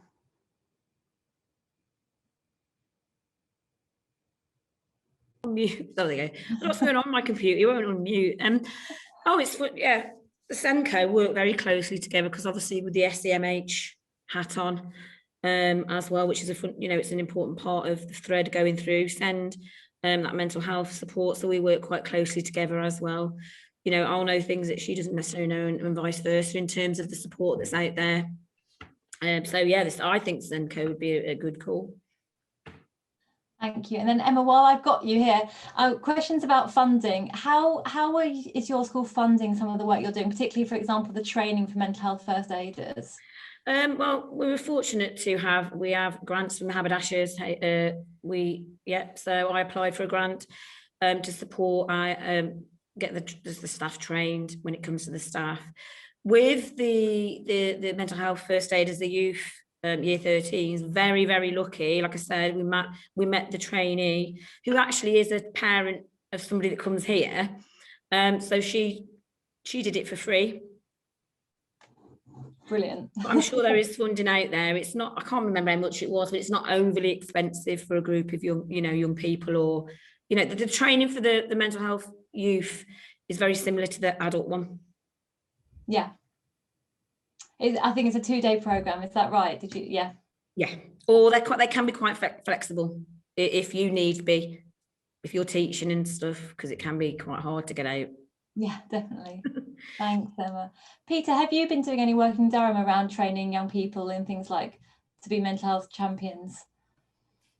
Yeah, for a long time, we've sort of run peer mentoring kind of programs, which have included sort of wellbeing, a wellbeing component to it. And next year we've looked at commissioning in some additional mental health first aid training as part of wider workforce development. And we're hoping that there will be a strand of that, which will be specifically around young people acting as mental health first aiders within that. I think it's a really important area, and it's been really inspiring to listen to Emma this afternoon and the work that she's doing in her school, because it's an untapped potential, isn't it? And again, it sort of fits really nicely with that philosophy of actually this is about all of us. We should all be playing a part in that, not just receivers of support, but givers of support. And what better way to kind of learn about mental health than to take on a role like that? And when you talk to young people about who they really want the support to come from, depending on age and stage, obviously, they often will talk about wanting the support to come from those closest to them, most familiar to them. They feel safest in those circles. So it would be a mistake, I think, to not invest heavily in that in the years to come. It has to be part of, I think, everybody's transformation agenda objectives. Thanks, Peter. Simone, a question for you, I think, and maybe Melissa, you might want to feed in about this as well. Thinking about research that might be commissioned by DFE or research that might be being done at the moment to really understand how children feel about engaging digitally with therapy and online therapy. We've obviously changed the way we're delivering quite a lot of work now because of the pandemic. And Simone, I don't know if there's any work DFE are doing to understand how children feel about that, if it's working, if it's something they want to access, if they feel comfortable doing it. You're on mute, Simone, sorry. Perfect. Just clocking that a moment late. To link that to the conversation we've just been having, just to highlight that that we did fund an evaluation of peer support for mental health and wellbeing pilots, which was published last year, which people may want to access. But on the specific question about digital interventions for mental health, NHS England and improvement are closer to the range of evidence and research that exists. But I'm conscious that the person who raised the question sort of said children feel uncomfortable with digital interventions. And my experience and my understanding, and I was previously in charge of oversight of the sort of digital health transformation programme, is that responses to it are very varied. And during the pandemic, we have found MHST staff reporting that they found online more effective than they expected. even if it's not for everyone. Some people welcome the anonymity of online digital interventions like apps. There is some evidence that that effectiveness is increased for the use of those sorts of interventions if they're used alongside support from professionals, or at least from parents. I think the sort of role of digital in mental health provision more generally is key to NHS plans for expanding mental health support and making it appear alongside physical health services, correcting the historic position that was referred to earlier about it being a sort of seen as a Cinderella service. And investment in children and young people's mental health is going up faster than adult mental health, and that's going up faster than investment in acute services. So there is a big capacity challenge, but digital is part of the answer. It's not the whole answer, and it's about choice at the end of the day. What works for one person isn't what works for someone else. Thanks, Simone. Melissa, I don't know if you want to come in there about any research that you're aware of. Yeah, I can just echo that what Simone has said, in that the evidence base so far is quite mixed. There are some young people who actually greatly value the ability to engage online, and for other young people, that's not an accessible option. They might not have a quiet space in their home. They might not have good internet connection. So that is absolutely a consideration, that it isn't for everybody. But what we're seeing through another program that we're doing at the centre is that for some young people, the online offer is fantastic. It's actually a really good way to try and bridge the gap, particularly for some of the lower level mental health difficulties that young people are experiencing. If you are interested in some of the research, we've covered a bit of it in our emerging evidence series, which I think we can probably pop a link to in the chat. It's about the broader mental health challenges and young people during the coronavirus pandemic, just a synthesis of the research that's been coming out. And so some of that's covered in there a little bit as well, and that might give you some ideas. Thanks, Melissa. I think I would just echo that a little bit. We've got a schools outreach team at the Anna Freud Centre that deliver therapeutic work in schools across London. And during the pandemic, we moved to deliver it online. And actually now we're going back to face-to-face. Lots of schools are saying that for some of their children it works better online and their children prefer it. And for some of their children and families, they'd like to retain working online. So it's a real sort of mixed bag, really. I think for some people, online therapy is absolutely something that works for them, and obviously for some not. But I think it's important to kind of think about what's best for the child and young person in this situation. Right, just want to go back to the questions because there's lots coming in now, and I wanted to speak to Peter and Emma about the work that you might be doing with younger children. We've talked quite a lot about kind of older children in secondary. What is the work that you might be doing with early years or kind of early primary key stage 1 children to support mental health? Do you want me to start, Emma? Yeah, you can do. So I would say when we look at, in terms of partnership patterns, we're kind of trying to shift at the moment in our language from talking about referrals into services to requests for involvement from services. And again, it sort of fits better to my mind in terms of that partnership philosophy, again, and people sort of coming together around a concern or an unmet need. And when we look at the patterns around that, an awful lot of our work is going on in the primary age phase. And there are different sort of programs that are quite bespoke in Durham around that. A lot of it has been about capacity building. So when we work with schools in Durham, we're trying to kind of create sort of capacity within the school systems rather than have a relationship that's sort of more dependent, I suppose, on outside agencies coming in and doing work directly necessarily. So we've got things like nurture group training, Connecting with Children, which is an intervention sort of program, ELSA training in Durham as well, which we're hearing about today as well, which is a lot about working with support staff to work directly with young people. But we do run a number of interventions and programs directly with young people as well. And that capacity has increased substantially now, obviously, with us having 3 established mental health support teams. So I don't know, Emma, if you want to talk more specifically about some of those programs. Yeah, apologies. I think my connection's coming and going. So yes, so within the MHST at the moment, we with the younger children, it tends to be more of a whole school approach that we use rather than an individual. So we do run groups. I don't know whether anybody's heard of We Eat Elephants, which is like a CBT approach group, which we run at the moment. So that's quite, you know, we've had really good response from the primary schools around that.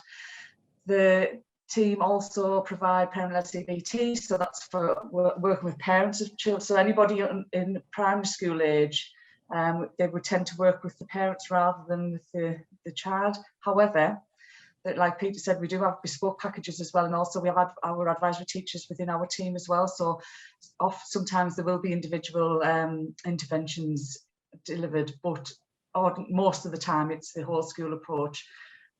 And I think as we're a brand new service, that's something that we're probably going to build on, like continue to develop. We've developed an awful lot of resources over the last year, as you can imagine, and had to adapt our practice to fit in with the pandemic. So as we only kind of really started to develop our service probably around about March last year, just as the pandemic started. So we've had a bit of a challenging year, as I'm sure everybody has, but I think it's just going to go from strength to strength. So the amount of resources the staff have kind of developed over the last year, thinking about primary school age children, that is just another area that we need to kind of expand on, I think. But there are already things in place. But I think somebody mentioned early years children as well, but we kind of go from 4-year-old to 4 to 18 at the moment.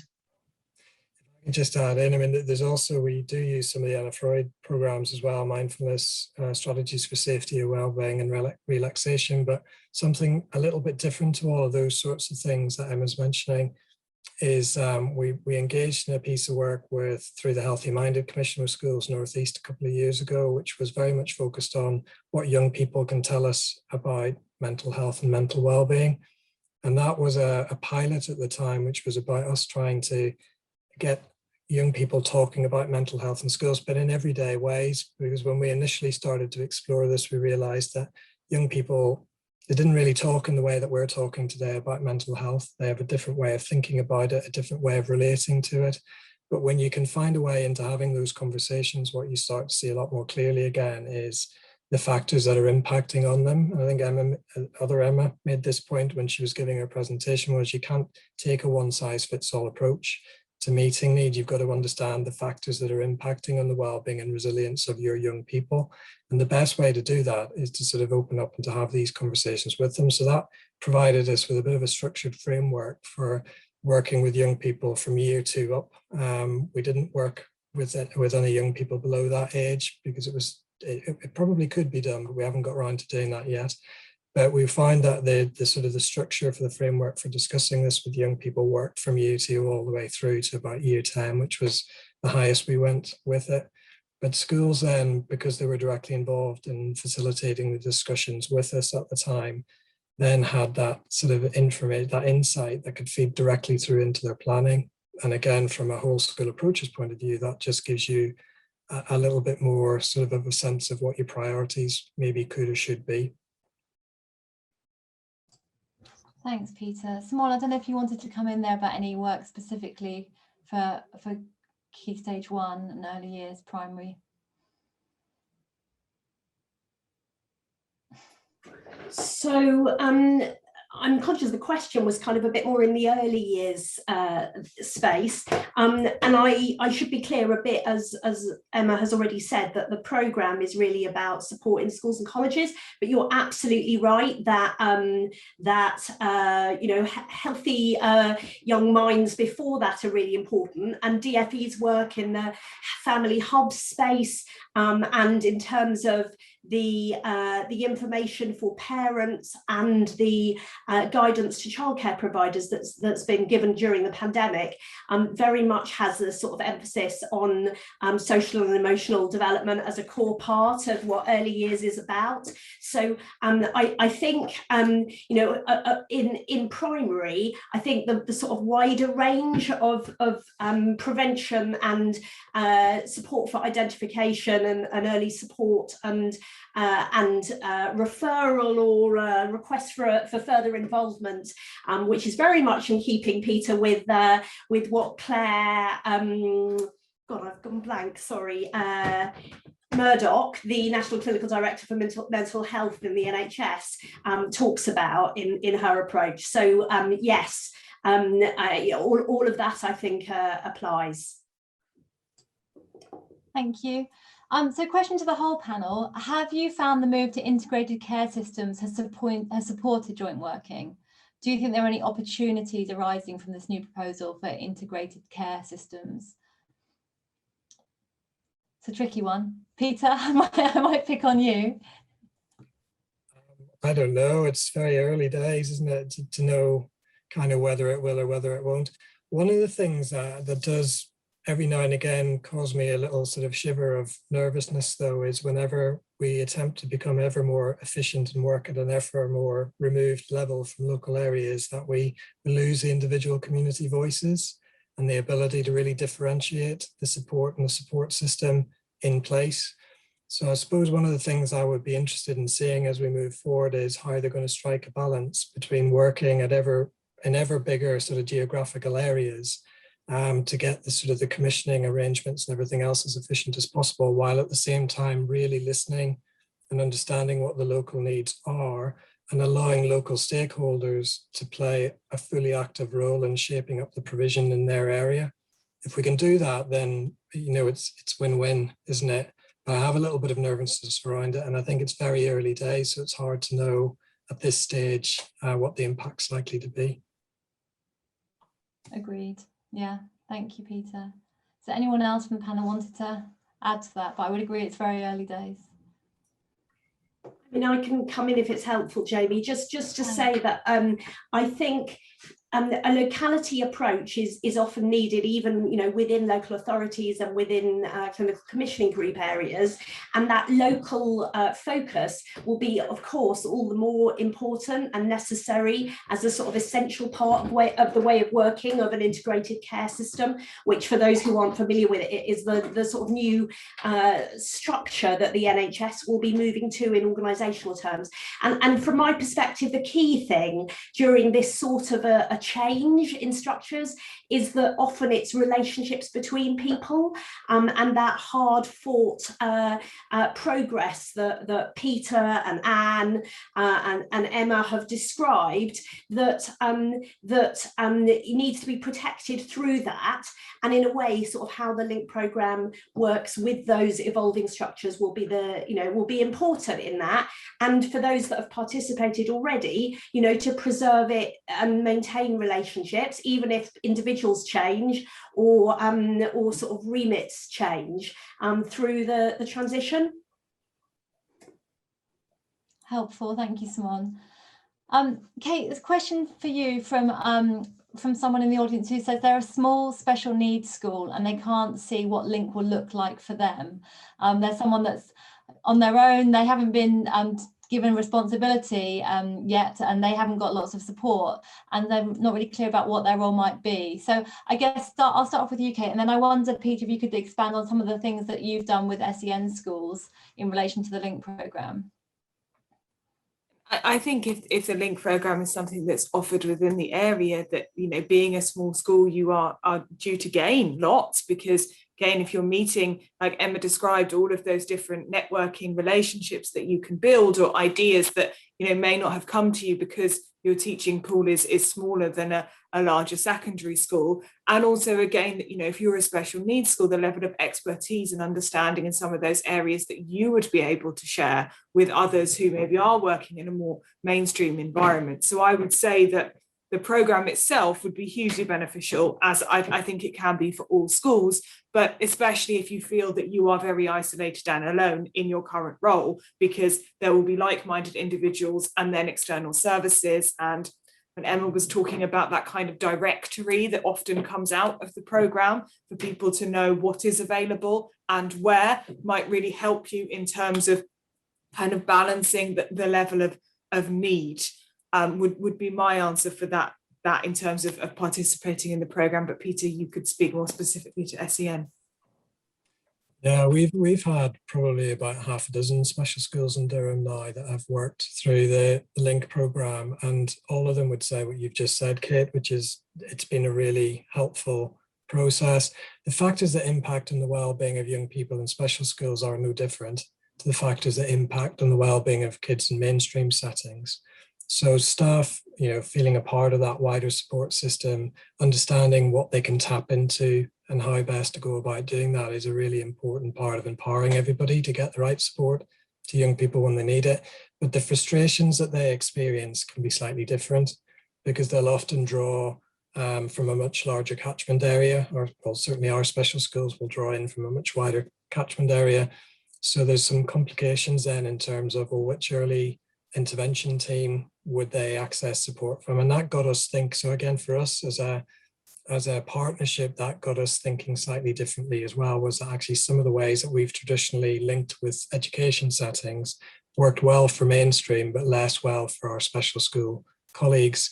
And we also needed, I think, to challenge some assumptions that were being made around complexity of mental health need in special schools versus mainstream. There are some extremely complex young people in our specialist provision, there's no question about that. But that shouldn't be assumed in terms of mental health specifically. Some have mild to moderate level need, all have resilience and well-being needs. And actually, again, that makes this whole sort of approach extremely relevant, I think, to working with our specialist setting colleagues and settings. So it's, yeah, absolutely. I mean, we've had nothing but good experiences in that sense, but I think we've been much better off as a partnership having our special schools link in with this programme than we would have been had we left them outside of the arrangements. Thanks, Peter. Yeah, and just to be clear that the Link programme is very much open to SEN schools. Kate, just some clarification about how people can get involved in the Link programme. We've got quite a few schools saying that they'd like to get involved directly. So if we can just explain how an area can sign up, how they can get involved, and if you're in a school where your area hasn't signed up yet, what does that mean for you? What can a school still do to be involved in the Link programme? So in terms of the process, it is local authorities and CCGs that need to apply to take part in the programme. The Anna Freud Centre website will then list the areas that have engaged, both for wave 1 and wave 2. In July, if they've been selected successful in the application for the programme. If your area is participating, obviously then get involved, attend the sessions. However, as we said, this is a reconfigured offer to make sure that all schools can get support if they feel that they need it. So there will be free resources, and the learnings from the programme will be shared on the website from the kind of go live date in September, so that schools can still develop an understanding of Cascade and obviously bring that to their existing local authority relationships that they will already have in some form. Thanks, Kate. So I think that brings us to the end of our questions, unless there's anyone else who wants to quickly put a question in the chat, but I think we've covered most of them. There was one question about how do I know if I'm going to be a Trailblazer site? And Simone, I think that would not, I don't know if you can respond to that question on behalf of NHS England. Yeah, fantastic. If you can, that'd be great. Thank you. Yeah, and can I just add, if I may, slightly cheekily again in reference to the last question, that particularly with Wellbeing for Education Recovery, local authorities receiving imminently their funding allocation for 21-22 in terms of providing further training and support to local schools and colleges in the current context. And they have been encouraged to work with partners to sort of adapt national materials we provided to ensure that they are signposting to relevant local services and so on. I would suggest that schools and colleges who are here, who want more support and training, make contact with their local authority and ask about what's available in the area, and perhaps point them to the Link programme specifically. But there may be other things that are going on in the area, or just hearing your demand and need for it may help influence them to be doing more about it in support of the communications and money that we've given them.